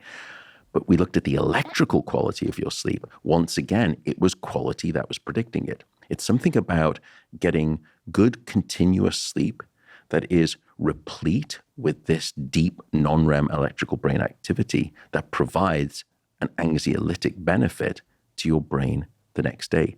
And I think it's strategic because so many of us deal with anxiety, and some of us would prefer not to necessarily be on medication or even look to that. Well, here again is a strategic tool. Think about your sleep. It really does seem to be a buffer for anxiety. Along those lines, maybe you can just recap a few of the things covered in previous episodes that are known to improve the quality and quantity of deep non-REM sleep. I can think of a couple, but you're the expert here. Let's not rush to judgment on that one. Well, no, I think it's an established fact, which is why you're here. So let's perhaps list a few of those off in the domains of, exercise, temperature, et cetera. What would you place in that? Is there a top three, like three greatest hits for for improving deep non-REM sleep because of its important relationship to anxiety management or reducing anxiety? I think there are. The first thing I would tell you is that regularity is going to be key here. When you are giving your brain the signals of regularity, it understands exactly how to instigate that deep sleep. Mm-hmm. And that's one of the two qualitative measures of sleep that I spoke about. So QQ, the quality, the second Q I spoke about, it's regarding the continuity of your sleep and the electrical quality of your sleep. Regularity is probably best for the continuity of your sleep. If you're very irregular with the timing of your sleep, your brain almost doesn't know, are we on, are we off, are we on, are we off? And your sleep can become quite fragmented because it's confused based on regularity. When you give it regularity, sleep starts to become more stable. More stable means that it's less likely to be littered with awakenings, meaning that it's better quality of sleep. In terms of electrical quality of sleep, we did mention this in a prior episode when we spoke about sort of food and exercise. Exercise seems to be one of those things that's very good at improving the quality of your deep sleep. And here I'm talking about the electrical quality of your deep sleep. Try to make sure that you're physically active to a degree. And I think this is a protocol, and I think it's a meaningful protocol, but to go so to the extreme where I would say you need to do at least 32 and a half minutes on a spin bike at this wattage, or, we can't prescribe quite at that point, scientific prescription, not medical. And so I would say exercise is one. Then we spoke about another, which was temperature. And we said that getting your bedroom cool seems to be a way to promote the increase in deep sleep. So these are two do's, which is get regular, get cool. The don'ts, we've already spoken a little bit about too. One of the things that I probably didn't mention enough with alcohol, not only does it seem to compromise your rapid eye movement sleep, but it will fragment your sleep. It will make your sleep more unstable. And an indirect consequence of that is alcohol is going to be in highest concentrations in your system after drinking in the evening with sleep in the first 4 to 5 hours. Now, that depends on how quickly you metabolize it and how much you've had, but let's assume some degree of standardization. In other words, I said that alcohol will not just block your REM sleep, it will fragment your sleep. It makes your sleep more vulnerable to you waking up. Well, you're especially vulnerable in the first 4 or so hours because that's when alcohol concentration is highest in your system. And therefore, the first 4 hours can also fall prey to the greatest culling of your sleep quality. And if you're removing or restricting some of that quality in the first 4 hours, what type of sleep are you principally restricting? You're restricting deep sleep because we've said deep sleep comes in the first half, dream sleep, REM sleep in the second half. So don'ts would be try to stay away from excessive alcohol in the evening. We also know that alcohol is associated with longer term chronic anxiety. And the tragedy is that it's often used as a way to blunt the anxiety because alcohol is a sedative and it can help just alleviate, take the edge off. But it's a short-term, quote unquote, win for a long-term loss because overall it will increase anxiety levels. So I would say those are some do's and perhaps a don't if you want to try to optimize your sleep quality, including the integrity of your sleep and also the electrical quality of your sleep. Terrific. I think because so many people struggle with anxiety, ranging from mild to severe anxiety, the tips you just provided are going to be immensely beneficial. And in addition to that, the previous 4 episodes that we've recorded for this series, each and all include tools, that is protocols for improving the QRT aspects of sleep. So all the more reason for people to dig into those and to glean the gems that you've laid out for people, because they really are very actionable. And perhaps even all of the tools that we've discussed in those episodes are zero cost. They require a little bit of time investment, some thought and consideration, but they're not really that difficult to implement. They just require a little bit of being one's own scientist of self. And be in your own corner when it comes to sleep. And another low-cost method that we mentioned was not just temperature in terms of keeping your room cool, but warm bath or shower before bed. I mentioned improved sleep, but one of the things that improves most is deep non-REM sleep. So there's another technique. Get your room cool to go into, but warm up to cool down to fall asleep, which then keeps you cool so that you stay asleep and you'll get more deep sleep. Fantastic. Although it's a terribly unhappy topic, suicide is an important topic for us to cover here. I can think of few things more tragic than suicide, and yet sadly it accompanies certain psychiatric conditions. I think people with manic bipolar have a 20 to 30 times greater probability of suicide than others. But, suicide accompanies major depression, anxiety, PTSD. Again, it's a tough topic to get into, but an important one to get into. What is the relationship between suicidality and sleep? And I suppose we could look at this from the perspective of to what degree does sleep deprivation correlate with suicide or attempted suicides, and what sort of inoculatory effects does sleep provide towards suicide?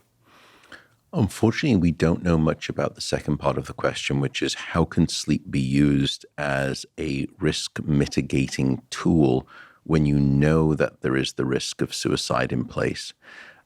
There's been a number of people who are doing this work, including my colleague Alison Harvey, again at the University of California, Berkeley, and Sherry Johnson, who's also there too. I would say, though, that the first question is quite answerable, which is what do we know, firstly, about how a lack of sleep can impact suicide? Some of the earliest data that we found were associational relationships. What we found is that short sleep or poor quality of sleep predicted three things. It predicted suicidal ideation, meaning that you had thoughts of suicide. Bad sleep seemed to predict suicide attempts. And then tragically, more recent data, a lack of sleep predicts suicide completion. And what makes me think more causally about it, and we've been trying to get some grants and we've failed to do so far, to do more of this work because I'm just so compelled by it. And you're right, it's one of the most tragic situations. Those sleep relationships aren't simply happening at the same moment in time. What I mean is that the sleep disturbance that we see precedes the onset of having suicidal thoughts. It precedes the onset of suicide attempt, and it precedes the suicide completion. So what this has been teaching me as I've been looking at the data, and we've looked at a little bit of our own data, sleep disruption when it comes to suicide is almost the canary in the coal mine. It's almost like a tragic crystal ball that when you see that sleep starting to dismantle, it is a foreshadowing sign of a very dark series of events that will unfold. In other words, could we now start to think, and this is one of the things that we want to do, is sleep a biomarker? Is sleep disruption, I should say, a biomarker for upcoming suicide risk before it begins? The idea of finding a biomarker or collection of biomarkers for suicide, I think, is one of the more important missions of neuroscience, AI, and mental health. Generally, there's a brilliant young researcher up at the University of Washington named Sam Golden. He's spent a lot of his career studying animal models of aggression and rage. And of course, some forms of suicide are thought to be forms of self-directed aggression and rage. It makes sense. Some forms of suicide perhaps are different. I don't think we quite understand what suicide represents in the brain just yet. And I think they're, having spoken to Paul Conti and others about suicide, it's clear that there are unfortunately many paths to suicide, and there isn't one brain state. Nonetheless, Sam's laboratory has been developing tools that help people with suicidal tendencies or people who have had suicidal ideation or plans in the past, with these AI-based tools where it detects changes in their voice, in their sleep patterns, and in a few other metrics that I don't recall, that together become very good predictors of later suicidal ideation. So the idea here is that people who are prone to suicide often don't realize that they're drifting that way until it can sadly be too late. So the point here is, A, biomarkers are key. B, these biomarkers are being developed. C, AI is critical, but that, according to Sam, changes in sleep patterns is absolutely central to these algorithms for allowing people to detect their own potential for suicide. I think it's critical, and we've thought about this when we started to see these sleep signals that were preemptive, that were almost precognitive in the sense of prediction. Occurred to me that we're at the stage of technological evolution that if we get consent, and many individuals who become suicidal they are interested in some degree of support. And we often, but of course, some people will just recoil and go into themselves, and that's when things can get very problematic as well. But it would require some degree of consenting that if you have a history of suicide ideation in the past, what if you were to be able to consent and say, I would like to risk mitigate, and you have a wearable like a watch, and that watch is connected to your phone, and there is a signal that can come from your watch that dials a series of phone numbers in order of preference. And when your watch starts to detect that your sleep has this, and one of the things we really want to understand is what is the specific signature of sleep abnormalities? It's not just that your sleep gets short, but is it that your sleep gets long and then short and then long and then short, but it constantly has poor quality of sleep, and the regularity is all over the place, but the chronotype timing is still in place? What sort of specific pattern of those things is the hallmark that is most predictive of suicide? Let's say that I can come up with that algorithm finally, and then we can implement it into a watch or a tracking device of some sort. And when it starts to see that pattern, it's constantly pattern matching. And it starts to see that across whatever number of days we say, if you see this across 6 nights or across 13 nights, this is serious. It then triggers that phone to send a message to those individuals who are the designated support carers. And those people then reach out and start to say, how are you doing? Would you like to have a phone call? Can I come over? Can I make you some food? And I'd love to have a chat with you. Can you find a way to bootstrap a condition where you constantly then otherwise become asocial or antisocial and lose all support network? So that would be the sort of the grandiose idea. The other thing that's very interesting is that we could measure their activity and their wakefulness at night. And the reason I bring this up is some great work by Michael Perlis and Michael Grandner, who've looked at suicide, both attempts and suicide completion across the 24-hour period. It's not constant. It's not that you see suicide ideation and suicide attempts and completion in a distributed manner equally across the 24-hour period. When do they principally occur? They occur in the late middle of the night. And there's this almost a 4 to 5 hour period, somewhere on average, and again, it's just an average, somewhere between, let's say, 1 a.m. and 4 a.m., which turns out to be right at the lowest dip of your circadian rhythm, and it could be circadian rhythm. But I also think that there's something about, of course, the nighttimeness when no one else is around and it is just you. Bad point number one. Second, as we've spoken about before on this episode, negative thoughts are 10 times worse in the darkness of night than they are in the light of day. And third, at that point, if you're awake, you're not asleep. And we know sleep is providing this ballast to your mental health.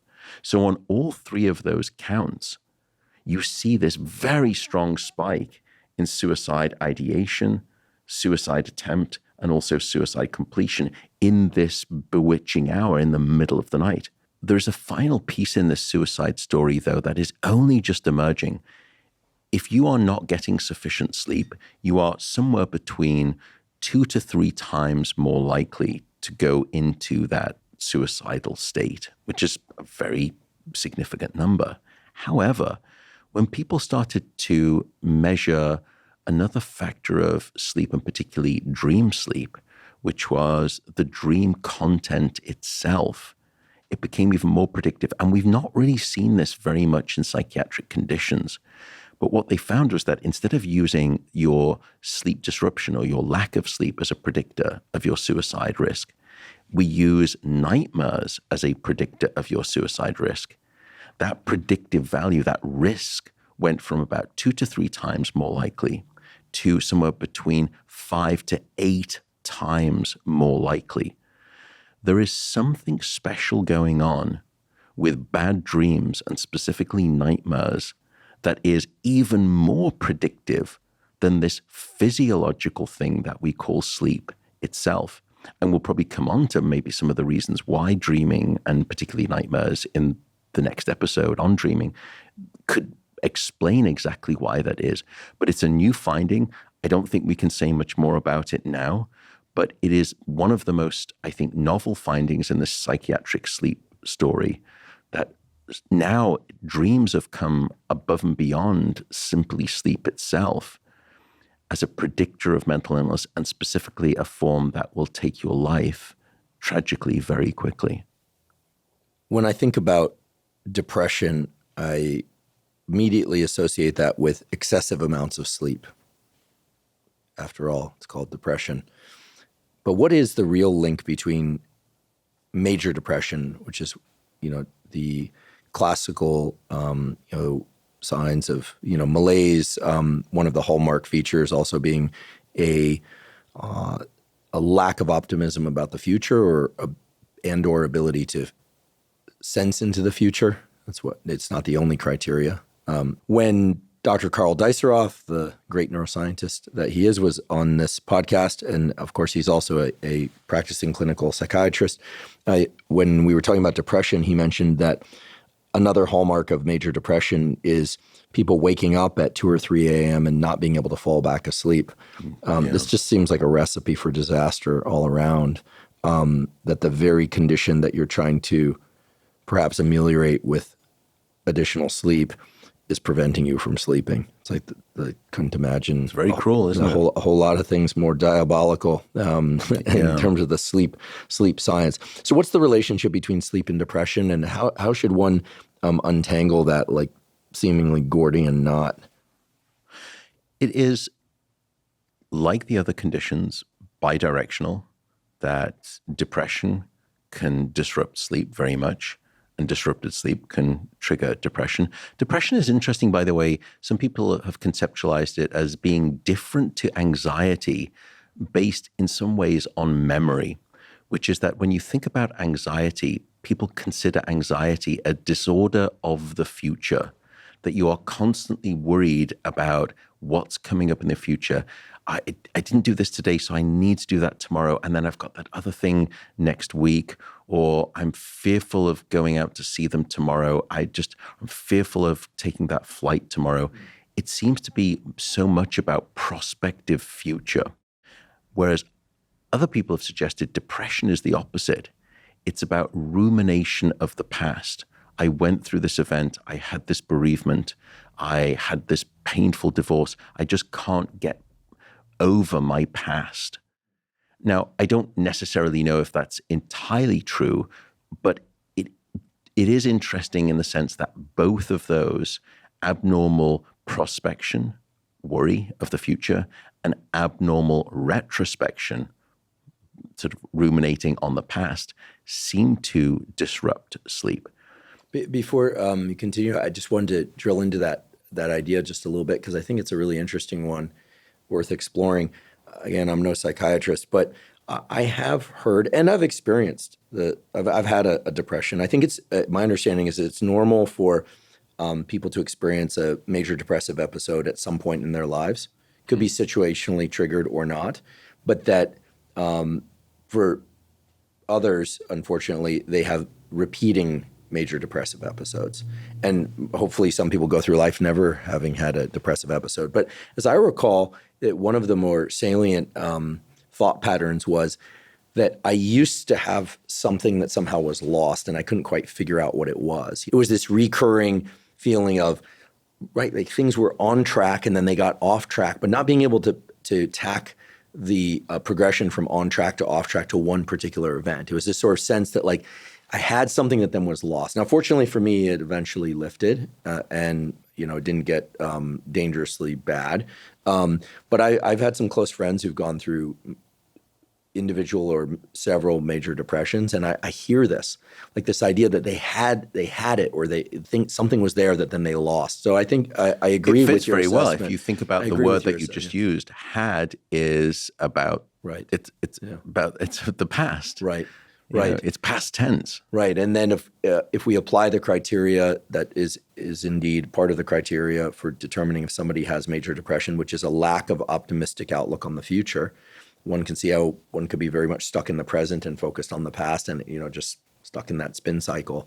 Yeah. Anyway, we're not here to decide what depression is or isn't in every case, but I'm not a psychiatrist either. So right, but I think this distinction between anxiety being about the future in a way that disrupts one's present and depression being about often the past in a way that disrupts one's sense of the present and the future makes a lot of sense. It's just a nice, not nice. It's unfortunate, but it's a it can be a useful contextualization. It's a useful contextualization. Yeah. Thank you. And to your question though about sleep, it's been a little bit interesting with depression. Firstly, what we know is that depression will disrupt your sleep and make your sleep shorter. And it comes back to your comment from Carl Dijsselhoff. We often see that patients will have problems staying asleep. They wake up in the middle of the night. They can't get back to sleep. It's problematic. And therefore, their sleep duration and their sleep quality decrease. However, on the other hand, there is an interesting question, by the way, of can you get too much sleep, which I should probably come back because there's a whole episode to do on that probably. But one of the places where we see, quote unquote, too much sleep is in the depression literature. And it's a condition that we call hypersomnia. In other words, increased or excessive degrees of sleep, hypersomnia. But a great PhD student at Berkeley looked at the data. Kate Kaplan, who's a fantastic cognitive behavioral therapist now and a clinical psychologist, looked a little bit at the data, and others have looked at this too. When you examine what people were asking those patients, where there is this conclusion that patients with depression can sleep too long, really what they were asking in those studies was, what time do you go to bed and what time do you wake up? And there, what you clearly find is that people with depression will be in bed for significantly longer periods of time. And the inference there, and you could argue almost the conflation, is that if you're in bed for longer, then you're sleeping for longer, and therefore depression is a condition of hypersomnia. But when people looked at this a little bit more in a nuanced way and asked a different question, what time did you go to sleep and what time did you wake up? That hypersomnia phenomenon is nowhere near as strong as you would have been led to believe otherwise from the what time did you go to bed and what time did you wake up? And I think part of the reason comes back to depression as a condition. When you think about depression, one of the aspects, one of the features is that you're depressed to the point where you just don't want to interact with the world. And what better place to spend, if that's your mentality, than this thing called bed? I just don't want to get out of bed. I'm just going to stay here and lie in bed. I'm awake. I'm not asleep.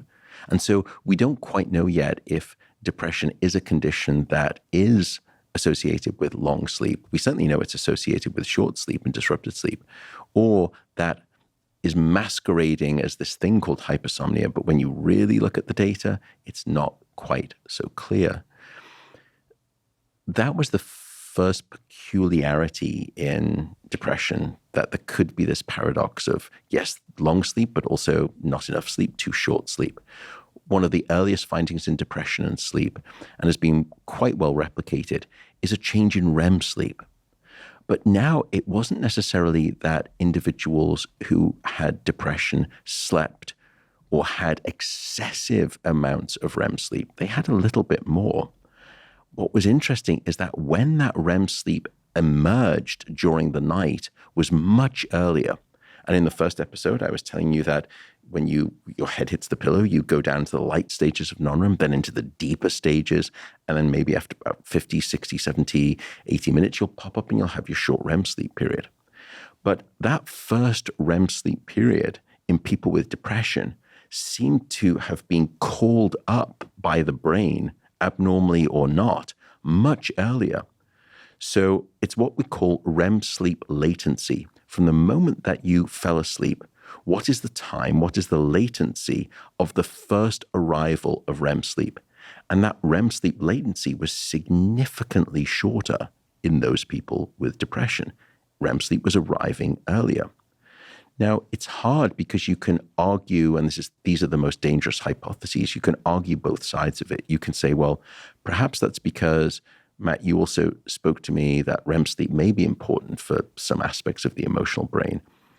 And when you are depressed, the brain knows that REM sleep is required and it calls it up on the menu of the series of dishes that you're going to be served earlier on in the night because it's needed more significantly. The other, and that's the adaptive theory, the other is the maladaptive theory, which is that arriving with your REM sleep too early does not do your brain good things. And therefore, it's some abnormality of emotional processing. The data that's interesting there is that if you look at some antidepressants, many of them will either delay the onset of REM sleep or they will reduce it significantly. Now, there's a huge debate about the efficacy and the utility of antidepressants. And I don't have a horse in that race, and I don't know enough about that literature to comment. I would simply say, though, that it's at least intriguing to me that some medications that are commonly prescribed as antidepressants will alter specifically REM sleep and push it later or try to reduce it down.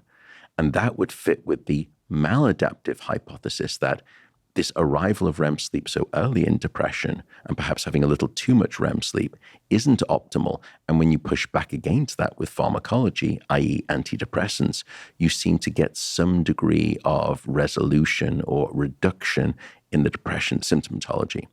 Again, I don't think we clearly understand that. Another strange thing that has been often cited to me many times about sleep and depression is a literature that suggests that if you deprive people of sleep, which time and again in this episode we've said leads to bad outcomes for mental health, it does exactly the opposite in depression.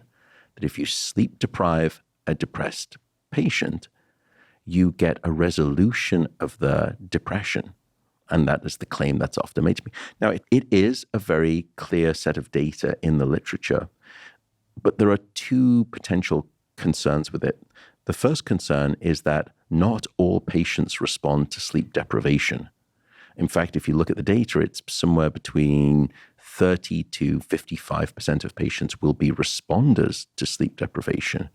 The other proportion of those patients don't respond, or if anything, get worse when you sleep deprive them. And then the question is, well, how would you know? And right now, and there have been some brain imaging studies, some PET studies done way back at UC Irvine and other locations, where they were trying to say, is there something about the metabolic activity of your brain that can predict if you're a responder or not to sleep deprivation? Because at least then we would know who should we push through this quote unquote treatment and who should we not because it's going to be bad for them. That's the first issue. And we don't have a clear understanding. The second issue is that as soon as those patients with depression sleep after the deprivation, the antidepressant benefit goes away and they go right back to being depressed again. So yes, it's a mechanistically interesting process. What is it about sleep deprivation that could alleviate depression? And I'll explain why I think it can. But it's not a sustainable one. It's not a clinically viable one. Why would it have that effect if it does? Well, you and I discussed earlier in this episode that when you are sleep deprived, not only does your emotional brain become much more responsive to negative things, it also becomes much more responsive to rewarding positive things. And one of the interesting things that I think people mistake about depression, they just think that when I'm depressed, I have sad mood, I have negative mood. That's not entirely true. One of the principal features of depression is something that we call anhedonia, which is an absence of having the ability to have hedonic responses. In other words, you can't get pleasure from normally pleasurable things. It's not an issue about sliding down to the negative. It's the absence of being able to experience the positive that puts you on a track towards depression. And what you and I discussed earlier in this episode is some of the work that we've been doing, where when you sleep deprive individuals, but you show them very rewarding based stimuli, they become much more reward sensitive. And perhaps this is why patients will respond to sleep deprivation with depression, because they're too far away from that positive end of the spectrum. They're not reward sensitive enough. They don't get a positive, good feeling. Now, if you're someone who is healthy and you're sleep deprived, you go too far in the reward direction and you become vulnerable to reward and sensation seeking. But if you're depressed and you're shifted to sort of away from that, and sleep deprivation brings you back closer to a normative reward-based reactivity, maybe that's the reason why you get this antidepressant benefit and why when you start sleeping again, you take away that enhanced reward sensitivity and you lose the antidepressant benefit. So I think we still don't know enough about depression and sleep yet. If you were to ask me of the four, quantity, quality, regularity, and timing, which would be ideal, I would say all four are definitely players, but timing may have some of the best evidence because it's not just about sleep when it comes to depression. It's also about your circadian rhythm, that if you are not aligned with your natural chronotype, your natural 24-hour rhythm, circadian misalignment, when you fall out of synchrony with your natural chronotype, is a strong predictor of depression. So if there is an actionable item, first, it would be to say, from a big picture perspective, understand that sleep is one of the least painful available options for you as a no cost to try to stabilize your mental health. Now, I'm not suggesting that all psychiatric conditions are sleep disorders. That's not true. And I'm not suggesting that you should stop simply at the place of getting your sleep straight to help with your mental conditions. Not at all. I am saying, however, that if you do get your sleep straight, it's only going to help and may help quite a significant amount based on the data. But when it comes to depression, I would say of those four, QQRT, there's very strong emerging data that circadian misalignment, not matching your chronotype to the time when you are sleeping and the time you are awake, is one of the strongest factors. So if you want to say, I can't do all of them, Matt, I can't do all of this QQRT nonsense, just tell me one of them to start with, I would say, don't worry, we'll get to the three others. Let's just start with getting your timing right. Let's understand what type you are. Take the, go online, you can take one of these tests, the MEQ, the morningness, eveningness questionnaire. You can just Google it. It's free. You can do it. We'll provide a link to it in the show note caption. That's great. Yeah. Understand what type you are, and then try to understand, based on what time I'm currently awake and asleep, Is it matched? Is it mismatched? And if it's mismatched, try to see what you can do with your lifestyle, accommodating, of course, to match that. Things will more than likely start there getting better.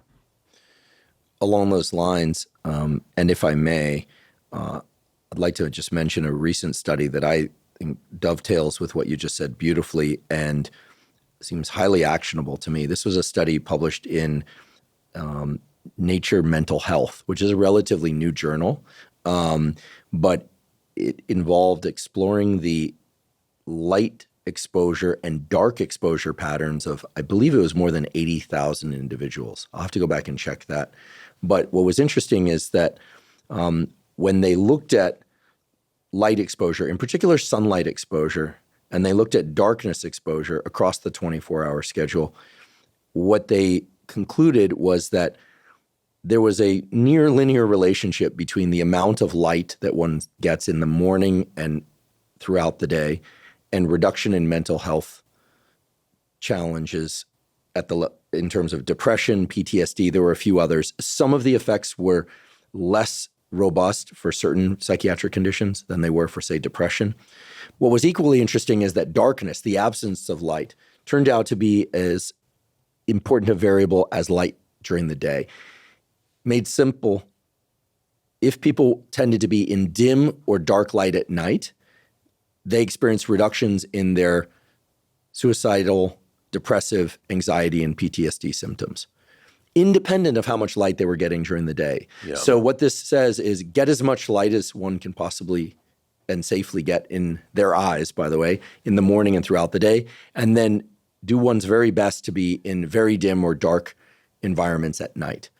Yeah. And even goes so far as to say that if you didn't get sunlight during the day, then you would be especially well off being in a very dark environment at night. And it's independent, so don't worry. Yes, it's always good to get that daylight, but what that paper also teaches us is that because those things can be independent, you can still get some benefit, even if though you've not made it good on your daylight during the day, getting that darkness at night is still going to be beneficial. And I should probably resolve what some people may think of as confusing. We spoke about, for example, suicide risk and it being highest in the depths of the darkness at night. I think what's clear from that paper comes on to one of the fundamental conventional tips that we spoke about in how to optimize your sleep, not just an unconventional, but the conventional, which was, I told you, we are a dark deprived society and we need darkness at night to help keep our sleep regular. So the sort of the R in the QQRT. And I think there in that paper, the inference, of course, is that if you're getting dark at night, it's going to give you a nice sleep onset signal so that you are asleep at night in the darkness. And that sleep at night in the darkness provides this beneficial, sort of not immunization, but at least palliative help to certain psychiatric conditions. We're not suggesting that darkness at night, if you're awake at night, however, is beneficial. That seems to be not beneficial. But it was such a great paper and very elegant in how it dissected the independent nature of these things, which fits very well with, I think, your mission in part in life, both as a scientist and as an educator, which is how can I curate information, gather it together, and give you some type of actionable boots on the ground, feet in the trenches advice as to what to do. It was a great paper. So thank you for bringing it up. Yeah, I only wish I'd done that study, but I'm so glad that others did. One thing that's been helpful to me to encourage more darkness and dim light at night for myself in my home environment is to think about artificial photons coming from artificial sources as sort of empty calories at night, and how sunlight, provided one isn't getting a burn, and people debate how best to do that. Physical barrier everyone agrees on. Certain sunscreens are safer than others. Some are very safe. Some are perhaps less safe. In any event, the point is that trying to make one's home environment dark at night is, in my mind now, akin to trying to avoid eating sugary, non-nutritious calories at night as well. It just lends itself to just overall feelings of well-being, improved sleep, and of course, improved daytime wakefulness. And then getting sunlight, even on through cloud cover, in one's eyes early in the day, and as much as is safely possible throughout the day. And if one can't get sunlight, getting light from bright artificial sources seems to be the best alternative. But I think there's this asymmetry of light-dark requirement in the same way that I think most everyone agrees that eating during one's active hours of the day is going to be the best way to go, as opposed to eating during the less active hours of the late night and certainly prior to sleep. Such a good point. And since it's only you and I here and no one else watching and witnessing this, I am thoroughly going to steal that phrase of junk light. And help educate people, because that's a perfect description. It's like empty photons. You've all heard of junk food. Well, there's something called junk light. And if you get, your whole foods during the day, just like you get your whole kind of encompassed light during the day, that's great. But then if you start binging on junk light at night, it's profoundly deleterious to your sleep and everything that sleep depends on. It's lovely. So when people hear me in future public spheres talking about junk light, you know where it came from. I will give you full credit. It's a delightful statement. Because I may have lifted it from somebody else inadvertently. We all stand on the shoulders of other giants. That's right. So. Or other Twitter accounts or something like that. Well, I place myself firmly underneath a pedestal, but yes, we all try to stand on those shoulders of giants. Well, wherever you place yourself, the information that emerges from you and that emerged today is absolutely spectacular. I can't think of topics more interesting and important than emotion regulation, anxiety, PTSD, suicide, sadly, depression. All of these things are tragic challenges but they are a real part of life. Some argue even more so nowadays, perhaps even because of the advent of so much artificial light and smartphone use in the middle of the night. Who knows? It's I think it's reasonable to assume it's at least one variable. Today, you've provided a ton of depth of understanding about why sleep and these mental health and emotional states are linked. Just a really clear, logical framework for both the non-REM sleep and REM sleep, and how it impacts mood and reactivity during the daytime, and also some really actionable tools to improve one's mental health and emotionality, and in addition to that, we'll refer people back to episodes 1, 2, 3, and 4, all of which include tools to improve every aspect of sleep and to really nail down the QQRT, that quality. Do you put quality first or quantity? Quantity, I'm just making sure. That QQRT, to really nail down the quantity, quality, regularity, and timing of sleep. We can no longer consider sleep just 6 to 8 hours, or get your 9 hours, or get your 7 hours. Clearly, there are other variables involved, and you've made those variables very clear to us, and you've given us the roadmap to plug in the best variables for ourselves. So thank you, Matt, ever so much. Thank you for allowing me to both voice and narrate the important story of sleep and mental health. It's something I'm immensely passionate about, both from a personal perspective, but also from a professional research perspective. Thank you for this opportunity. Well, again, thank you, Matt. And I'm very much looking forward to the 6th installment in this series on sleep, which is about a topic that everybody is fascinated with, which is dreaming. I know you're going to tell us about dreams and what they mean, perhaps what they don't mean. We'll get into dream interpretation of all things, lucid dreaming, and much, much more. So I really look forward to that discussion in episode 6. Thank you for joining me for today's episode with Dr. Matthew Walker. To learn more about Dr. Walker's research and to learn more about his book and his social media handles, please see the links in our show note captions. If you're learning from and or enjoying this podcast, please subscribe to our YouTube channel. That's a terrific zero-cost way to support us. In addition, please subscribe to the podcast on both Spotify and Apple. And on both Spotify and Apple, you can leave us up to a 5-star review. Please also check out the sponsors at the beginning and throughout today's episode. That's the best way to support this podcast. If you have any questions for me or comments about the podcast, or topics or guests that you'd like me to feature on the Huberman Lab podcast, please put those in the comment section on YouTube. I do read all the comments. On many episodes of the Huberman Lab podcast, we discuss supplements. While supplements aren't necessary for everybody, many people derive tremendous benefit from them for things like improving sleep, for hormone support, and for focus.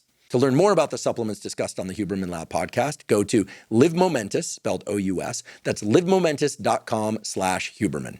If you're not already following me on social media, I'm Huberman Lab on all social media platforms. So that's Instagram, X, LinkedIn, Facebook, and Threads. And on all those platforms, I discuss science and science-related tools, some of which overlaps with the content of the Huberman Lab podcast, but much of which is distinct from the content covered on the Huberman Lab podcast. So again, it's Huberman Lab on all social media platforms. If you haven't already subscribed to our Neural Network newsletter, our Neural Network newsletter is a zero-cost newsletter that provides podcast summaries as well as protocols in the form of brief 1 to 3 page PDFs that cover everything from neuroplasticity and learning to sleep to deliberate cold exposure and deliberate heat exposure. We have a foundational fitness protocol and much more, all of which, again, is completely zero cost. You simply go to hubermanlab.com, go to the menu tab, scroll down to newsletter, and by supplying your email, you can subscribe. I want to point out that we do not share your email with anybody. Thank you once again for joining me for today's discussion all about sleep with Dr. Matthew Walker. And last, but certainly not least, thank you for your interest in science.